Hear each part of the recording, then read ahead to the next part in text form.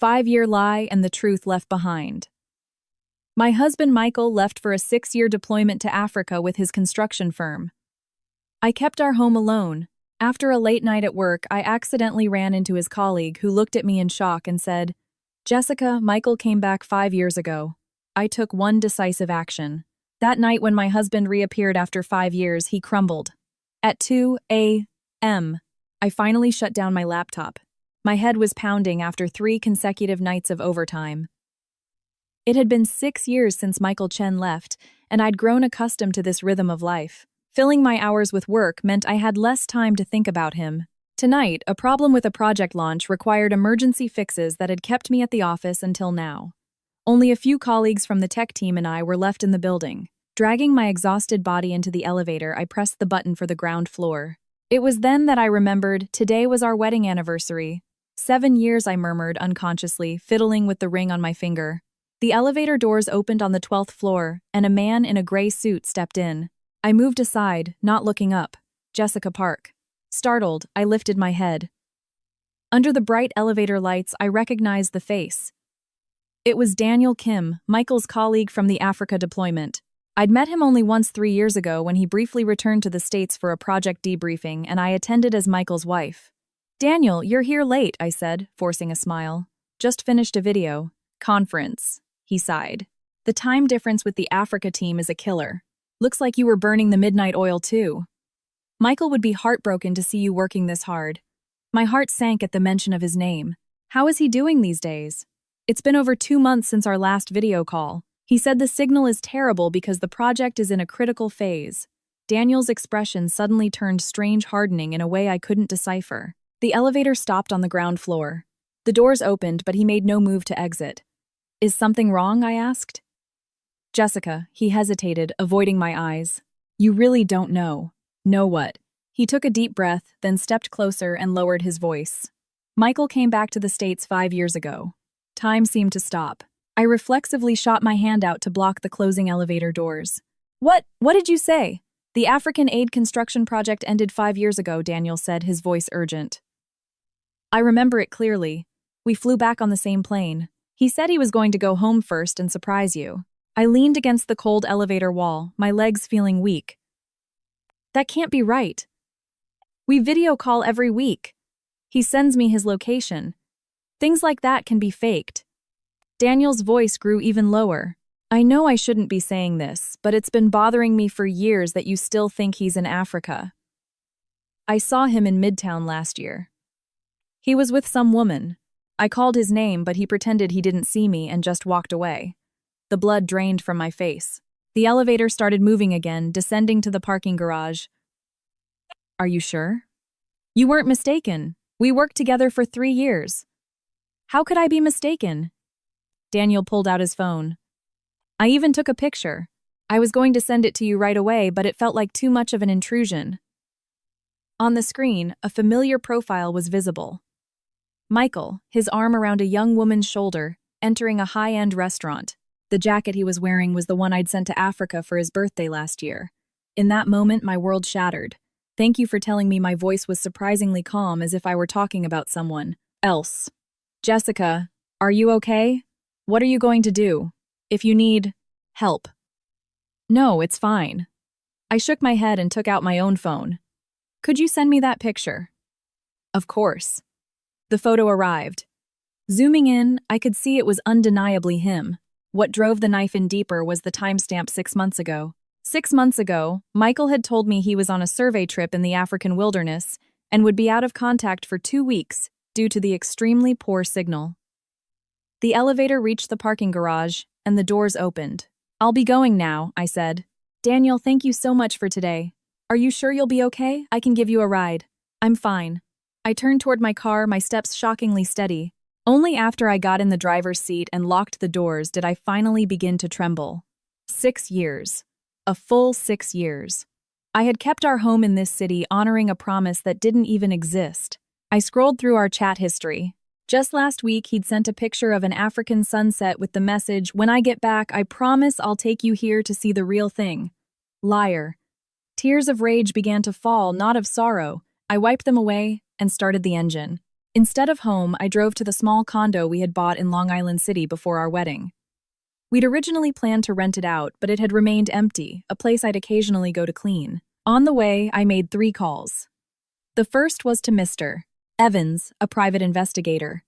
I sent him the photo and asked him to find out everything he could as fast as possible. The second was to my best friend Sarah. Sarah, I need to crash at your LIC condo for a few days, and I think I'm going to need some legal advice. The third was to my team lead at work. Something urgent has come up at home. I need to take a week off. I'm so sorry. I've already documented the handover for the project. After making all the arrangements, I took a deep breath. Why would Michael do this? For 5 years, where had he been living, working? There were no major withdrawals from our joint account. Suddenly, something from 3 years ago came to mind. Michael had said he was getting a bonus from the Africa project and asked me to get a supplementary credit card for him under my name, saying it would be easier to use. I received the bills every month, but they were only for small living expenses, so I never suspected a thing. Looking back, it was just another tool for his deception. Arriving at the condo, I turned on my laptop and logged into our bank account. The supplementary card had no activity for the past 3 months. That was strange. Just last week, he claimed to have bought and sent me some local crafts. I found the tracking number. The origin wasn't Africa. It was a logistics center in Brooklyn. More and more pieces fit together, pointing to one cold, hard truth. My husband, the man I had loved for 10 years, had been deceiving me for 5. At 4 a.m., I finally organized my thoughts and made a list. 1. Gather all evidence, bank records, fake shipping manifests, etc. 2. Locate Michael's actual residence and trace his life for the past 5 years. 3. Assess the state of our joint assets. 4. Execute the plan. Around dawn, the initial report from Mr. Evans arrived. The woman in the photo was Laura Vance, 27, an interior designer. Michael Chen and Laura Vance were co-owners of a luxury apartment in the Athelred on the Upper East Side. More details to follow later today, the message concluded. The Athelred, one of the most expensive new condos in the city. I let out a bitter laugh. So you've been living quite the life, Michael. At 8 a.m., I put on makeup, dressed in my most professional suit, and drove to the Athelred. The doorman stopped me. I'm here to see Michael Chen in 1802B. I'm his sister, I said, with a smile, handing him a box of expensive chocolates I'd just bought. It's a surprise visit. The doorman glanced from the chocolates to the Lexus. I was driving the car registered in my name that Michael had bought before he left. Just a moment, ma'am. I'll call up to confirm. My heart pounded. If Michael answered, it was all over. But the doorman hung up the phone. No answer. They must still be asleep. Would you like to wait in the lobby? No, that's all right. I'll leave this gift with you. Could you please give it to him when he comes down? I maintained a perfect smile. Could I get a visitor's pass for next time? With the pass in hand, I left the building but didn't go far. I parked across the street next to a coffee shop and waited. At 10:47 a.m., a familiar figure appeared at the entrance. Michael. He was holding the hand of a young woman. They were laughing, and she was carrying a grocery bag from Whole Foods. It looked like they were just returning from a morning shopping trip. My nails dug into my palms. Seeing him after 5 years, he looked younger. He was wearing designer casual clothes I'd never seen before, his hair perfectly styled. Meanwhile, I had fine lines around my eyes from years of loneliness and overwork. They disappeared inside. I started the car. There were no tears, no screams. Instead, a cold determination solidified in my heart. Michael, did you think I would just cry and beg like some abandoned woman? No, you're wrong. I'm going to make you pay for these 5 years of deceit in a way you could never imagine. And the first step is to bring you down tonight. I checked my phone. The full report from Mr. Evans had arrived. Michael and Laura had been together for 4 years and bought the apartment 2 years ago. $1 million down, $1 million on a mortgage. Michael was currently working as a project manager at a construction firm with a salary of around $150,000. Interestingly, his marital status was listed as divorced. The irony was that the CEO of that construction firm was the father of one of my college friends. I dialed a number I hadn't called in 9 years. Mr. Davies, it's Jessica. Jessica Park. Yes, I need to ask you for a favor. Leaving the Ethelred, I drove straight to a law firm. My friend Sarah was waiting for me downstairs. Dressed in a sharp suit, she rushed over as I got out of the car. "Jess, are you really going to do this?" Without giving him a second chance, Sarah asked, her eyes full of concern as she took my hand. "It's been 5 years. Sarah, 5 years he's been lying to me." My voice was frighteningly calm. For those 5 years, I deposited money into our joint account every month because he said the conditions in Africa were harsh and he needed an emergency fund. When my parents were sick and hospitalized, he said he couldn't come back because the project was too busy. Now I know. It wasn't that he couldn't come. He just didn't want to. Sarah sighed and put her arm around my shoulder. "Let's go. Mr. Peterson is waiting." Mark Peterson was a top divorce and property dispute attorney Sarah had recommended. In his office, he meticulously reviewed the documents I'd brought, his brow furrowed. "Miss Park, based on the information you've provided, Mr. Chen's actions constitute severe marital fraud," Mr. Peterson said, adjusting his glasses. "However, legally proving he was intentionally missing for 5 years is difficult since you maintained contact." "But all that contact was fake," I said, holding out my phone. "The locations he sent were spoofed, the photos were downloaded from the internet. Even his video call backgrounds were virtual. I checked last night, he used professional green screen software." Mr. Peterson nodded. "That's a crucial point. We will need a tech expert to verify it. As for our assets, we have a joint account, but most of our money is in accounts under my name. Before he left, he transferred most of his assets to me, saying it would be easier for me to manage." I gave a bitter smile. "It's ironic, isn't it? Thanks to that, the situation is actually in my favor." "What about the apartment on the Upper East Side? It's co-owned with that woman." I showed him Mr. Evans's report. The down payment was $1 million. No such amount was ever withdrawn from our accounts. "Then he either earned that money separately," Sarah interjected, "or his parents gave it to him. His family was well off, weren't they? They immigrated to Canada 3 years ago, and we've barely been in touch since," I said, pressing my temples. "During these 5 years, he even stopped me from visiting his parents on holidays, always making up some excuse." Mr. Peterson made a note. "We need to clarify the source of that money. If it was paid with assets acquired during the marriage, you can claim a share even if your name isn't on the deed." "I don't want a share," I said coldly. "I want him to pay." "Jessica, I understand how you feel, but the law is rational," Mr. Peterson said gently.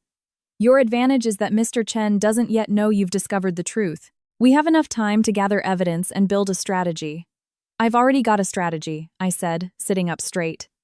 "Tonight I'm going to make him reveal himself." Sarah and Mr. Peterson stared at me. "Today is our wedding anniversary. As usual, he'll probably send a message or call." I showed them my phone's history. Every year he says, "I'm sorry I can't be there with you again." Tonight I'm going to break that tradition. How I'm going to give him the feeling that I might have found something out, but without certainty. I'll make him anxious enough to walk right into his own trap. I looked at Mr. Peterson. From a legal perspective, if he admits to his deceit himself, what impact does that have? It would make the case much stronger, especially for claiming emotional damages. Mr. Peterson's eyes lit up. "Do you have a specific plan?" I nodded and pulled a printed plan from my bag. 30 minutes later, I left the law firm with a set of initial legal documents prepared by Mr. Peterson. Sarah walked me to the parking garage. "Jess, are you sure you can handle this alone? Do you want me to stay with you tonight?" "No, I have to do this by myself." I squeezed her hand. "Thanks, Sarah. After this is over, I'm buying you the best bottle of wine." "You bet you are." "We're drinking the most expensive one," Sarah said, trying to sound cheerful. On the way back to the condo, I got a call from Mr. Davies. "Jessica," I looked into it. "Michael Chen has been with our company for 3 years. He's a good performer, got promoted to PM last year." Mr. Davies sounded somewhat embarrassed. "But his marital status is listed as divorced, and there's no mention of you on his resume." "I see. Thank you for letting me know, Mr. Davies," I said, maintaining my composure. "I have one more favor. Could you please make sure he doesn't find out I'm investigating?" "Of course, Jessica. If you need anything, just let me know." That young man. My goodness. I never would have imagined. After hanging up, I pulled the car over. The tears finally came. Not for myself, but for the 10 lost years of my youth and for the naive woman who once believed love was everything. I wiped my tears, fixed my makeup, and drove on. Back at the condo, I spent an hour organizing the evidence. Chat logs, screenshots of the fake locations, fraudulent shipping, manifests, bank records. I categorized and scanned everything, creating digital files. At 3 p.m., I turned on my computer and logged into an old email account I hadn't used in years, the one Michael and I used when we first started dating. It held our first love letters and photos. I selected a few of the most symbolic pictures, one on our college campus, one from our first trip together, our smiling faces at our wedding. Then I began to write. Michael, today is our wedding anniversary. 7 years already. At our wedding, you said you'd be by my side for better or for worse, in sickness and in health. I cried my eyes out, then thinking I was the happiest woman in the world.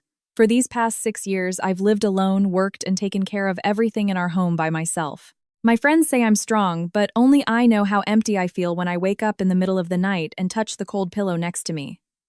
Last week I was looking at old photos and suddenly realized something. I can't clearly remember your face anymore.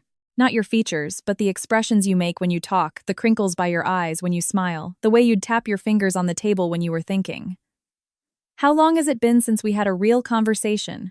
Whenever we video call, you always rush to hang up saying the signal is bad. The gifts you send are always delivered by mail, never with a handwritten card. Michael, I've been having strange dreams lately. Dreams where you actually came back a long time ago but are hiding because you don't want to see me. When I wake up, it seems so absurd. How could you ever do that to me? But today, after working late, I ran into Daniel Kim. He said something strange that's been making me feel so anxious. I showed him a picture of you, and he said you look a little different from the man he remembers. Of course you would. It's been 6 years. People change. Just promise me one thing. Next time we video call, could you show me the room you're in, the place where you live? I want to be a part of your life more, even if it's just through a screen. Forever yours, Jessica. I reread it 3 times. A perfect tone of wistful love mixed with a hint of anxiety, suspicious but not certain. Enough to make him nervous, but not enough to make him take drastic measures. I clicked send. Now it was a waiting game. I calculated the time difference. If Michael were really in Africa, it would be 9 a.m. End there. He usually checked his email during his lunch break. I turned off the computer and forced myself to rest. It was going to be a long night. At 7 p.m., my phone rang. It was Michael. I took a deep breath and answered. Michael, Jessica, I just saw your email. His voice was slightly tense. The background was completely silent. Why would you say something like that? What did Daniel say to you? Oh, it's nothing. I deliberately made my voice sound tired. I think I'm just exhausted lately. My mind is playing tricks on me. Was today busy? Yeah, a bit. With the project. He paused. Jessica, don't think strange things. I'm fine here. Just really busy. Once this phase is over, I'll definitely take a vacation and come home. Okay, I replied softly. Michael, can we video call now? I miss you. Silence on the other end. It's not a good time right now. I'm outside. The signal's bad. Outside. It's 7 p.m. In Africa, isn't it? It must be dark already. But it sounds so quiet where you are. I'm indoors. Talking with a colleague. His voice was now noticeably flustered. Jessica, what's gotten into you? Did you hear some rumor? A rumor, I repeated. What kind of rumor? Another silence. No, it's just, I'm worried about you. You don't sound well. Michael tried to lighten the mood. Isn't work too stressful? You need to take care of yourself. I will, I said, staring into the darkness outside my window. Michael, if there's something you're hiding from me, tell me now. I can forgive you. What are you talking about? Of course I'm not hiding anything. His reply was too fast, too firm. My heart sank. Even now, he still chose to lie. Okay then. I'm a little tired, so I'm going to hang up. Happy anniversary. Wait, Jessica. I ended the call. A few minutes later, a text message came through. I'm sorry I couldn't be there for our anniversary again. I'll make it up to you when I get back. I love you. I stared at the message, a wave of disgust washing over me. How many times had he said similar words over the past 5 years? And every time, like a fool, I believed him and waited. At 9 p.m., I changed into dark clothes and slung a small backpack over my shoulder. Inside were a power bank, a small camera, a voice recorder, and some of the documents Mr. Peterson had prepared. I drove to the Ethelred. I sat in my car at the coffee shop across the street. At 10:15 p.m., I saw Michael rush out of the building. He looked around nervously before hailing an Uber. I immediately started my car and followed. The Uber drove around the city for a bit before stopping in front of a quiet tea house. Michael got out, checked his surroundings again, and quickly went inside. I parked around the corner and took out my small camera. Through the window, I could see Michael sitting across from a middle-aged man talking with a serious expression. The man looked familiar. Racking my brain, I realized it was Michael's cousin David, who worked at a bank. I zoomed in. On their table were what looked like real estate documents and insurance policies. I filmed everything. My heart was racing. Why would Michael be meeting his cousin this late at night with documents like these? Their conversation lasted about 30 minutes. As David left, he patted Michael's shoulder with a heavy expression. Michael sat alone in the tea house, his head in his hands for a long time. I waited patiently. Finally, he got up, paid, and left. But he didn't go back to the Ethelred. He headed in a different direction. I followed, maintaining a safe distance. 15 minutes later, he entered an old apartment complex.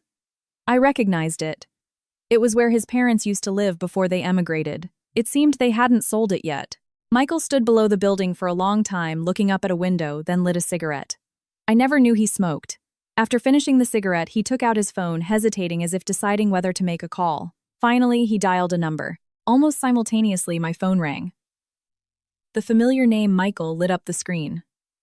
I didn't answer right away. I let it ring 7 times before pressing the call button, my voice deliberately sleepy. "Hello, Michael. Why are you calling so late, Jessica? Were you sleeping?" His voice was a little hoarse. "Just laid down." "What's wrong?" "Nothing. I just wanted to hear your voice." He paused. "Jessica, if I did something wrong to you, could you forgive me? Here it comes." He was finally starting to probe. "That depends on what it is," I said quietly. "Michael, what did you do?" Only heavy breathing came from the other end. "No, it's just a thought I had. I've been neglecting you for so many years." He was avoiding the question. "Hey, you said you wanted to change your car, right? I've saved up some money. Should I send it to you?" "No, my car is fine," I replied calmly. "You keep it. The environment in Africa isn't good, so use it to buy yourself some vitamins."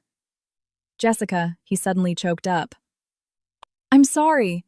I'm so sorry." "What are you sorry for?" "Everything. For not being there with you. For making you handle everything alone." His voice grew smaller. "Sometimes I think, maybe you would have been happier if you had married someone else." "Don't say that." I gripped the phone tightly. "I've never once regretted choosing you. The words were once true, but now they were just a miserable irony." "You're such a good person, Jessica." "Too good," he sobbed. "Get some sleep. I still have some things to take care of." "Okay. You don't overdo it either." After hanging up, I watched Michael slump to the sidewalk, his shoulders shaking as he cried. For a moment, my resolve almost wavered. But then I remembered the 5 years of lonely nights and tear-soaked pillows, and my heart turned to ice again. Michael cried for about 5 minutes, then stood up, wiped his face, and straightened his clothes. As if nothing had happened, he hailed another Uber. This time the destination was the Ethelred. I didn't follow him anymore. I had enough for one night. It was almost 1 a.m. when I got back to the condo. I organized all the materials I'd gathered, backing them up to the cloud and an external hard drive. Then, I made a decision. I turned on my computer and booked a flight to Portland, Maine for the next afternoon. Then I emailed my company, extending my leave to 2 weeks. Finally, I sent a text to Michael. "Michael, I'm going to Portland for a business trip tomorrow for about a week. The signal might be bad there, so don't worry. Take care." After sending the message, I turned off my phone and removed the SIM card. I replaced it with a new burner SIM. With everything done, I stood by the window looking at the city lights. This city where we once dreamed of our future together was now just a place of lies and betrayal. But it was okay. The game had just begun. At 7 a.m., I woke up on schedule. The biological clock, forged by 5 years of living alone, was frighteningly precise. I opened the curtains and the morning sun streamed in. The flight to Maine was at 3 p.m. I had plenty of time to disappear. My phone with the old SIM lay turned off on the nightstand. I put the new SIM card in a burner phone and texted Sarah. "Going dark for a week. Old number is off. This is the new one. Keep it secret." A reply came back almost instantly. "Got it. New info from Evans. Sent it to your secure email. Be safe." I opened my laptop and logged into the new email account known only to Sarah and Mr. Evans. His report was there. Michael Chen, 5-year record employment, hired by Davies Construction Group 3 months after returning to the U.S. Started as a general engineer, promoted to project manager after 2 years. Salary progression: year 1, $80,000. Year 2, $95,000. Year 3 onwards, $150,000 plus project incentives. The Athelred apartment purchased 2 years ago. Total price $2 million. Down payment $1 million. Mortgage $1 million. Source of down payment $500,000 from Michael Chen's personal savings, salary, and bonuses from Davies Group. The remaining $500,000 was transferred from a private account belonging to a Martin Vance. Martin Vance, retired engineer, confirmed as Laura Vance's father. Laura Vance, 27, interior designer. Salary approx. $70,000. Met Michael Chen 4 years ago during a project collaboration. Has been living with him for 3 years. Presents as his wife publicly. Numerous affectionate photos with Michael on social media, referring to him as my husband. Michael's parents immigrated to Canada 3 years ago. Almost no contact with relatives in the U.S. Michael sends them $1,200 monthly. Other matters: purchased a high-value life insurance policy 1 year ago. Beneficiary: Laura Vance. Also purchased an $80,000 car for Laura under his name. No other hidden assets or significant debts found. The joint account with Jessica Park shows only minor expenditures over the last 5 years, with most of the deposited funds remaining. I stared at the screen, absorbing every detail. Laura's father paid for half the down payment. What did that mean? Did her family know Michael was married? If they did, they were accomplices. If they didn't, then Laura was a victim too. But either way, it didn't change the fact of Michael's betrayal. I scrolled down. Mr. Evans had attached photos. Michael and Laura grocery shopping, eating at a restaurant, holding hands on a walk. Each picture was a stab to my heart, but I forced myself to look through them all. On the last photo, I froze. Laura's stomach was slightly rounded, and Michael's hand rested gently on it. They were looking at each other, smiling. Pregnant. I slammed the laptop shut. I went to the window and took a deep breath. For 6 years, I had wanted a child so badly, but Michael always said we should wait until he came back from Africa. What a cruel excuse it now seemed. My burner phone vibrated. A scanned file from Mr. Peterson. He had drafted the initial divorce filings based on the evidence I'd provided. A message came with it. Miss Park, the evidence is nearly perfect. Mr. Chen's actions are clear grounds for an at-fault divorce, which puts you in a very advantageous position for asset division. However, I recommend we attempt to negotiate a settlement before filing formally. It can save time and emotional distress. Of course, the decision is yours. I replied, understood. But there's something I need to do first. Proceed with caution. Avoid any actions that could be used against you. Yes. Thank you. I put the phone down and started packing. I didn't need much. A few changes of clothes, necessary documents, my laptop, and one sealed plastic bag. Inside were our marriage certificate, a few of our photos, and the letter he wrote me the day he left. Jessica, just wait for me for 6 years. When I come back, we'll never be apart again. I took out the letter and read it one last time.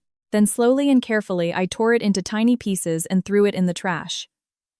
At 9 a.m., I went to the bank. Our joint account had about $300, 0 inches. It mostly money I had saved over the past 6 years. I scheduled a large withdrawal but only took out $50, 0 inches cash, transferring the rest to my personal account. The teller was a friendly middle-aged woman. "Ma'am, what do you need so much cash for home renovations?" I smiled. "We've been married a while, time for a change of scenery." "Oh, how wonderful. Your husband must be thrilled." "I hope so," I said, maintaining the smile, though my heart was ice. From the bank, I went to the law firm, signed a few documents, and formally submitted my retainer to Mr. Peterson. "If you don't hear from me within a week, please proceed with the lawsuit as planned." "Where are you going? Have you ensured your safety?" "Don't worry. I just need some time and space to think." I didn't specify my destination. At 12 p.m. Back at the condo, I took care of one last thing. I sent a text to Michael from my new burner phone. "Mr. Chen, this is Mark Peterson, Jessica Park's legal counsel. Miss Park is unavailable due to an urgent personal matter and has delegated the handling of this affair to me. Miss Park wishes to discuss the terms of a divorce with you." Please contact me within 3 days. If no contact is made by the deadline, we will immediately initiate legal proceedings. Mark Peterson-esque. Contact number. After the message was sent successfully, I took out the SIM card and snapped it in half. At 2 p.m., I arrived at JFK with my suitcase. Before boarding, I called Sarah from a payphone. I'm about to leave. I'll be out of touch until next week. Don't worry. Jess, are you really going to be okay alone? So far away, I need to completely detach from this environment to think clearly about what to do next, I said, looking at the planes outside the window. Don't worry, I can handle it. All right, but you have to text me once a day to let me know you're safe, with our secret code. Deal. Our college dorm room number. Love you, friend. Me too. Hanging up, I cut the last tie to my past. The boarding announcement was already playing. I walked towards the gate without looking back. As the plane took off, I looked down at the shrinking city below. It once held all of Michael's and my dreams. Now only the ashes of lies and betrayal remained. I closed my eyes, trying to sleep, but my mind was a whirlwind. If he came back 5 years ago, why choose to lie? Was it just because he fell in love with someone else? Or was there another reason? The late-night meeting with his cousin, those real estate documents and insurance? It's Therese. An uneasy feeling stirred within me. Ma'am, would you like a drink? A flight attendant's gentle voice broke my thoughts. Just some water, please. Thank you. As I took the water, a question popped into my head. How would Michael react to the lawyer's text? Panic, anger, or relief? Probably all three. But regardless, I had only given him 3 days. In 3 days, whether he contacted Mr. Peterson or not, the lawsuit would begin. The plane climbed through the clouds into brilliant sunshine. I pulled down the window shade and opened a book from my bag. I tried to calm my mind with reading, but the words just danced on the page. Excuse me, the middle-aged woman next to me said quietly. You don't look well. Are you all right? Only then did I realize I had been trembling. Oh, I'm just a little cold. I'm fine. Here, take this, she said, pulling a soft cashmere shawl from her bag. Please use it. No, really, it's fine. Don't be silly. When you're traveling, people should help each other. She smiled. I'm on my way to visit my daughter. She works in Portland. Are you on vacation? Yes, something like that. Getting some fresh air. That's wonderful. Have a great time. Maine is beautiful. The ocean has a way of healing the heart. She patted my hand. Whatever is troubling you, the ocean will make it feel smaller. I nodded and gave her a grateful smile. Sometimes the kindness of a stranger feels warmer than the comfort of those you know. After a 2.5-hour flight, the plane landed at Portland International Jetport. A blast of cool, crisp air hit me, a stark contrast to the humid city I'd left behind. I took off my coat and breathed in the salty air. As planned, I hadn't booked a hotel, instead choosing a quiet bed and breakfast near a small coastal town. The owner, Martha, was a kind-hearted woman. When I told her I was there alone to clear my head, she gave me the room with the best ocean view. Honey, if you've got troubles, you just look at that ocean and let 'em all go. Yell at it if you have to, she said, handing me the key. Dinner's on, so come down to the dining room whenever you're ready. The room was neat and clean. Through the large window, the blue ocean stretched out before me. I dropped my luggage and went out onto the balcony. The sound of the waves crashing felt like a whisper. I turned on my burner phone. A single text from Sarah. You there, I replied. Yep. Arrived. Safe. Dorm 307. Then I did the most liberating thing I'd done in 3 days. I changed into a swimsuit and ran into the ocean. The water was cold, but it enveloped me gently. I swam out until my feet no longer touched the bottom. Lying on my back, looking at the sky, all my worries suddenly felt insignificant. Michael's deceit, the 5 years of waiting, Laura's existence, the unborn child. In that moment, they didn't seem to matter. I stayed in the water for a long time until my skin was wrinkled. When I came out, Martha was waiting on the beach with a towel. You can't stay in there like that. It'll just make the heart sickness worse, she said, handing me the towel. Come with me. I've got something to show you. I followed her to the backyard of the B&B. There was a small vegetable garden and a few fruit trees. Martha picked a ripe golden apple, washed it under a spigot, and cut a slice for me. Try this. We grow 'em ourselves. Sweet as can be. I took a bite. The sweet juice exploded in my mouth. It was delicious. Do you run this place all by yourself, Martha? My husband passed 2 years ago. Heart trouble, she said calmly, picking another apple. Felt like the world was ending at first. But the living have to go on living, don't they? Look at those trees. They don't stop growing just 'cause someone's gone. People have to be like that too. Got to set down your own roots, bloom on your own. I quietly ate the apple. I felt something hard inside me begin to melt. You get a good night's sleep tonight. Tomorrow I'm taking you somewhere, Martha said with a mysterious smile. You'll love it. Where? It's a secret. Now let's get you some food. I made some clam chowder. It's real good. At dinner I met the other guests, a young couple, a solo photographer, and a young mother with her child. We sat around a large table sharing food and stories. The photographer James showed us stunning pictures he'd taken in Tibet. The mother Emily talked about the joys of traveling with a toddler. The couple was planning to go kayaking tomorrow. No one asked about my past or wondered why I was alone. At this table, we were just strangers who had happened to cross paths sharing a meal. I felt a sense of ease I hadn't felt in years. After dinner, I went back to my room and opened my laptop. Hesitantly, I logged back into that old email account. As expected, there were dozens of unread emails, all from Michael. He had been emailing about once an hour since last night. The first was from 11 p.m. Jessica, what's this about a lawyer? You want to divorce me? Why, let's talk. Please. The next at 2 a.m. Pick up your phone. I'm begging you. We can talk about this. Whatever the problem is, we can fix it. 4 a.m. Where are you? I'll come to you. Don't do this to me, Jessica. I love you. 7 a.m. I was wrong. Just give me a chance to explain. Please. The most recent one had arrived 30 minutes ago. Jessica, I went to your office. They said you're on leave. Where are you? I'm so worried. Please pick up the phone, or at least let me know you're safe. Every email was filled with anxiety and pleading. The old me might have softened, but the new me felt like I was watching a play. I didn't reply, didn't read anymore, and logged out. I took a shower and looked at myself in the mirror. 35 years old. Fine lines around my eyes, skin a bit dull from long nights at work, but my eyes were still clear.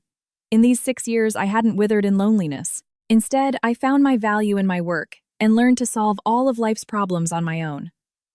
Michael must have thought I was still that small woman who depended on him, the wife who would wait and forgive unconditionally. He was wrong. I changed into my pajamas. Just as I was about to get into bed, my phone suddenly vibrated. An unknown number. Hesitantly, I answered. Hello, Jessica. Is that you? It's Michael. His voice came through the receiver, hoarse and frantic. I finally reached you. I got this number from Sarah. I had to beg her for it. I gripped the phone, saying nothing. Jessica, please say something. I know you're angry. I'm sorry. It's all my fault. But let's just talk. Please tell me where you are. I'll come right now. There's no need, I finally said, my voice so calm it surprised me. My lawyer will be in touch. No, please don't do this.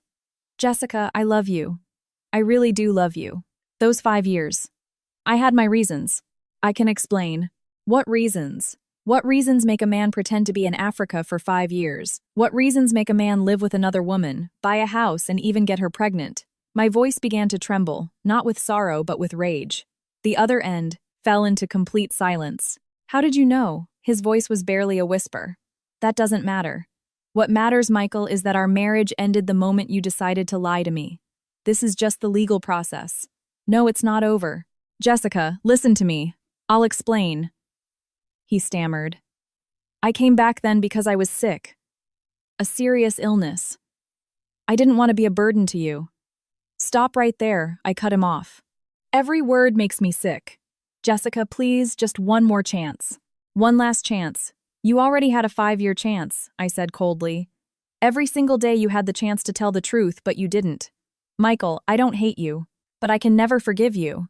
Money the house, I'll give you whatever you want. Please come back. Let's start over. What I want is my freedom, I said. The freedom to divorce you. Without waiting for his reply, I hung up, and I blocked the number. As the phone screen went dark, only the sound of the waves remained in the room. I walked to the window. Under the moonlight, the ocean glittered as if sprinkled with crushed silver. Faint music drifted from the distance. Someone was having a party on the beach, their laughter carried on the wind. I took a deep breath and slowly exhaled. It felt like a weight that had been pressing on my chest was finally gone. Was Michael broken? Probably. Was he devastated? Most likely. But that was no longer my problem. After hanging up on Michael, I tried to sleep, but my mind raced. The moonlight spilled onto the ocean like shattered silver. The distant laughter from a beach party was a stark contrast to my quiet room. I got up and went out to the balcony. The salty sea breeze brushed against my face. Michael's voice echoed in my ears, that desperate pleading I'd never heard before. In our 10 years together, he had always been the confident, self-assured one, and I was the one who leaned on him, who looked up to him. This sudden role reversal felt strange. No, not strange. It made me wary. I knew Michael too well. He wasn't one to admit defeat easily. This display of desperation had to be a front for something else. At 1 a.m., still unable to sleep, I turned my phone back on, ignored the dozens of missed call notifications, and logged into my secure email. A new message from Mr. Evans was waiting, sent 2 hours ago. Miss, park a new development. Mr. Chen visited a law firm this afternoon. However, it was not Mr. Peterson's firm, but a small one in Queens. I followed him. He came out an hour and a half later with a grim expression. That firm specializes in divorce and property disputes, but has a poor reputation. Additionally, Miss Vance went to a private clinic this morning. Records indicate it was the obstetrics department. She stayed for 3 hours, then went straight home instead of to work. At the Athelred Miss, Vance's parents visited shortly after Mr. Chen returned from the law firm. They stayed for about 2 hours and left looking very serious. Miss Vance did not see them out. Finally, Mr. Chen went to his cousin David's house this evening and has not yet left. I am keeping the location under surveillance. Analysis: Mr. Chen is seeking legal counsel and preparing to counter your divorce suit. Miss Vance's family is now involved. They may take action, so please be extremely careful. I stared at the screen, processing the information. Michael was fighting back. He was seeking legal help, maybe even planning a preemptive strike. Laura's parents were involved now, too. That would explain the source of the $500,000. Did they know Michael was married? If so, they were accomplices. If not, how had Michael introduced himself to them? The bigger question was why Laura had been at the clinic. A routine checkup doesn't take 3 hours. Could it be? I shook my head, not wanting to think about it. Laura and the baby in her womb were innocent. I didn't want to drag them into this war. But if her parents knew everything and supported the relationship, that was a different story. The sound of the waves suddenly grew louder. The wind had picked up and dark clouds obscured the moon. A distant rumble of thunder. A storm was brewing, and not just in the weather. I went back inside and sent a short reply to Mr. Evans. Continue surveillance. Pay close attention to any attempts by Mr. Chen to move or hide assets. I will transfer additional funds for your expenses. Also, can you investigate the background of Laura Vance's parents? After sending the email, I lay back in bed. Raindrops began to patter against the window. This storm was not just outside. The next morning, I woke to sunlight. The rain had passed, and the sky was washed clean. Martha was already busy in the kitchen, the savory smell of a breakfast bake filling the house. "Sleep well," she asked, with a smile, handing me a glass of freshly squeezed orange juice as I came downstairs. "Yes, thank you. You mentioned you were taking me somewhere yesterday." "Yep, we'll go right after breakfast." She winked mysteriously. "You're gonna love it." During breakfast, the other guests trickled in. The photographer James excitedly showed us pictures he'd taken of lightning over the ocean last night. The couple was heading out for their kayaking trip and invited me along, but I declined, saying I had plans. "That's a shame," they said. "The water's supposed to be crystal clear today." Maybe next time, I smiled. It was probably the first genuine smile I'd had in days. After breakfast, Martha drove me down the coastal highway in her old pickup truck. About 30 minutes later, we arrived at a small, remote fishing village. It was a place with a few weathered houses and a handful of docked boats almost untouched by tourism. "This is where I grew up," Martha said, parking the truck. "Used to play here all the time as a kid. Come on, follow me." I followed her through the village to a shoreline of black, jagged rocks. Powerful waves crashed against them relentlessly, creating a spray of white foam. "I come here when I'm upset," Martha said, sitting on a rock and patting the spot next to her. "You just yell at the ocean. The waves take it all away." I sat down beside her. Facing the vast expanse of water, any problem truly did feel small. "Martha, when your husband passed, did you resent him?" I didn't know why. I asked. Maybe I was looking for some kind of answer from her. Resentment, she mused. At first, yeah. Why didn't he take better care of himself? Why'd he leave me all alone? But later I figured resenting him wasn't going to bring him back. It only made me miserable. So you forgave him. There's nothing to forgive. Living and dying, that's up to a higher power. It's not something he could control. She gazed out at the distant sea. The important thing is that the ones left behind have to keep on living. See those rocks? They get battered by the waves thousands of times a day, but they're still here. People have to be like that. We sat in silence for a while, the only sound being the crashing waves. You've got a heavy heart, honey. I can tell, Martha said suddenly. I don't know what it is, but let this old lady tell you one thing. Don't waste your tears on someone who ain't worth it. Your preciousness is for someone who recognizes it. My eyes welled up. The greatest gift of this trip was probably meeting this wise woman. Thank you, Martha. What for? Let's go get some fresh seafood. My brother just brought in his morning catch. When we returned to the village, Martha's brother had already prepared a simple seafood feast in his yard. Freshly caught fish, clams, and shrimp cooked in the simplest way tasted exquisite. During the meal, Martha took a call and her expression hardened. After hanging up, she hesitated before turning to me. Honey, there's something I gotta tell you, but I don't know if I should. Please tell me. A man came to the B&B this morning, said he was your husband. I told him you went out and he asked where you went. I told him I didn't know. Martha frowned, but his expression was off. Not worried, but like he was hunting you down. So I didn't give him any information. Michael had found me. That quickly. My heart dropped. What did he look like? Tall, about 6 feet, kinda lean, wears glasses. Had on a blue shirt. Nice car, though. A Mercedes. It was definitely Michael. He had tracked me all the way to Maine to the very B&B where I was staying. Did he say anything else? Said he was your husband, that it was urgent? Even showed me a picture of you two from your wedding. Martha looked at me with concern. Honey, what's going on? If you need help, you just say the word. Thank you, Martha. I'll handle it, I said, trying to stay calm. Could you do me one favor? If he comes back, please tell him I've already checked out and you don't know where I went. No problem. But what are you going to do now? I thought for a moment. I should probably move. I can't cause any trouble for you. Nonsense, Martha waved her hand dismissively. If you don't mind, you can stay at my brother's place. He's got a spare room, it's quiet, and everyone in this village knows each other. A stranger shows up, we'll know in a minute. I looked at her brother, a sturdy, middle-aged fisherman. He nodded. Stay as long as you like. No charge. We'll just say I made a new friend. I couldn't possibly. Hush now. After we eat, I'll go with you to get your things. That man might still be lurking around, so we have to be careful. After the meal, we quietly drove back to the B&B. Martha had me wait in the car while she went to scout the situation. A few minutes later, she ran back, her face tense. He's still there.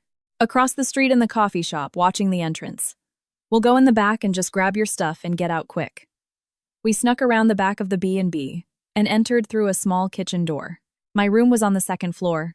Martha had me wait at the bottom of the stairs while she went up to pack my things. The wait felt excruciatingly long. Every second I feared Michael would suddenly appear. What would happen if he found me? Would he scream and fight in public? Try to drag me away? No, he wouldn't. Michael cared about his image above all else. He would never lose his composure in public. Still, I was terrified. The fact that he had found me so quickly meant he had deployed significant resources. How did he know I was in Maine? I'd bought the plane ticket with my ID, but if he had found a way to track my travel information. Got it. Let's go, Martha whispered, coming down with my suitcase. We slipped out the back door again, got in the car, and drove away. Only after we had gone a few miles did I breathe a sigh of relief. Thank you so much, Martha. Don't you mention it. For now, let's get you to my brother's place so you can rest. Don't you think about a thing. The afternoon in the fishing village was peaceful and slow. Martha's brother's house was modest but clean with a window that looked directly out onto the ocean. After unpacking, I sent a coded text to Sarah. 307. Safe. Relocated. Minutes later, a reply came. Be careful. He hired a P.I. Evans. Says Michael is tracking you. Probably found out you went to Maine from the flight booking. You should change your ID and contact info. So Michael was playing hardball.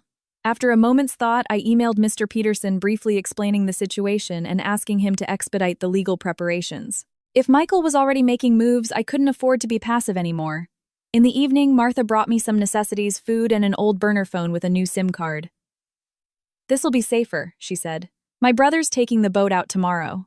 You want to go with him. No one can find you out on the water." "That's a good idea." After Martha left, I stood by the window watching the sunset paint the ocean gold. Night came early in the fishing village. Before 7 p.m., the sky was completely dark, and without the city's light pollution, the stars were exceptionally bright. The phone vibrated. The first text on the new number. It was from an unknown number.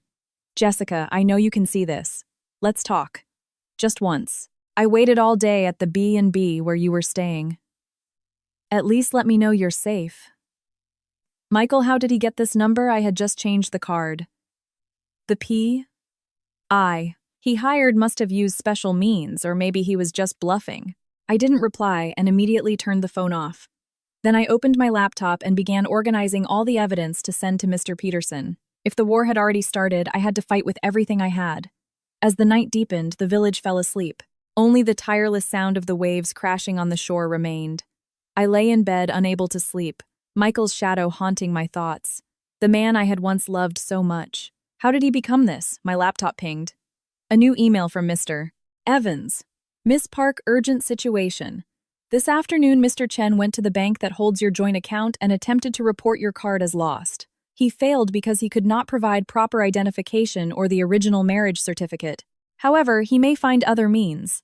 Laura Vance's parents met with a lawyer today. It appears they were seeking counsel regarding real estate. Since her father contributed to the down payment, the ownership of the Athelred apartment could become complicated.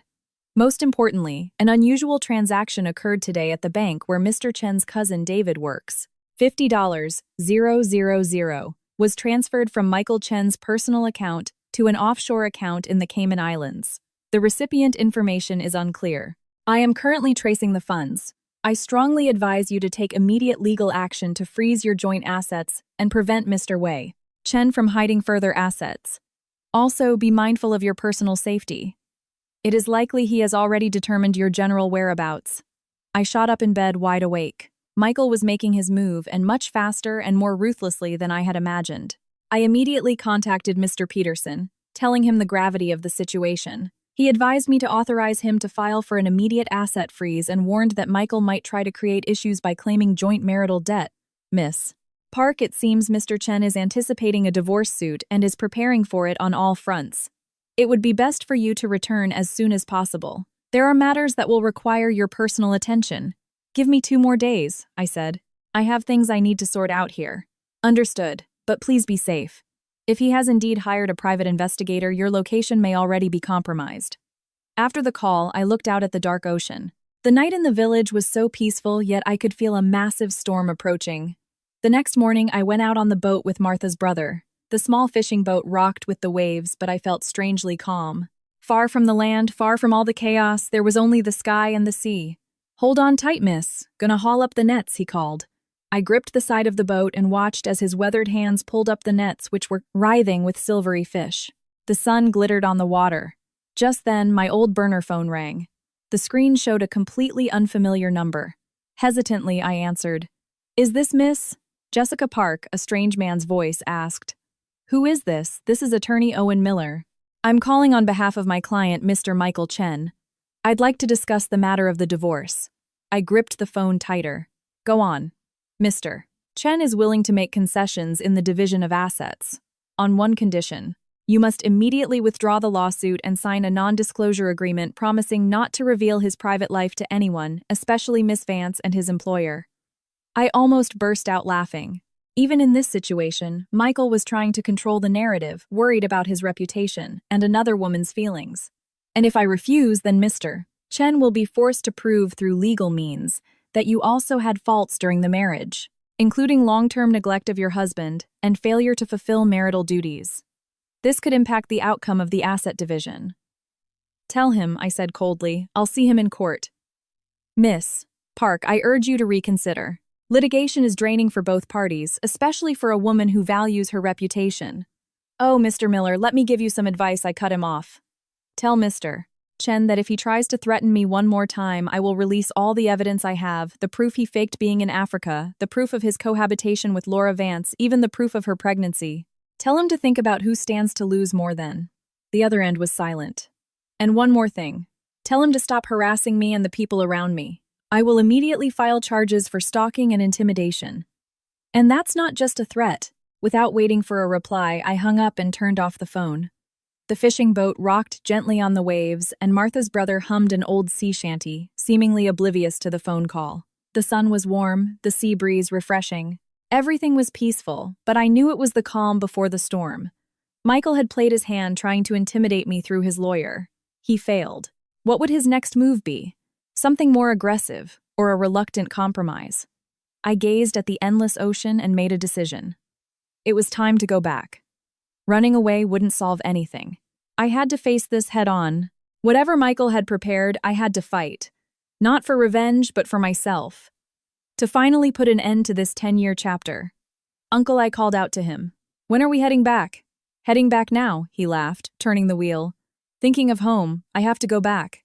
On the boat ride back to shore, I began to plan my counterattack.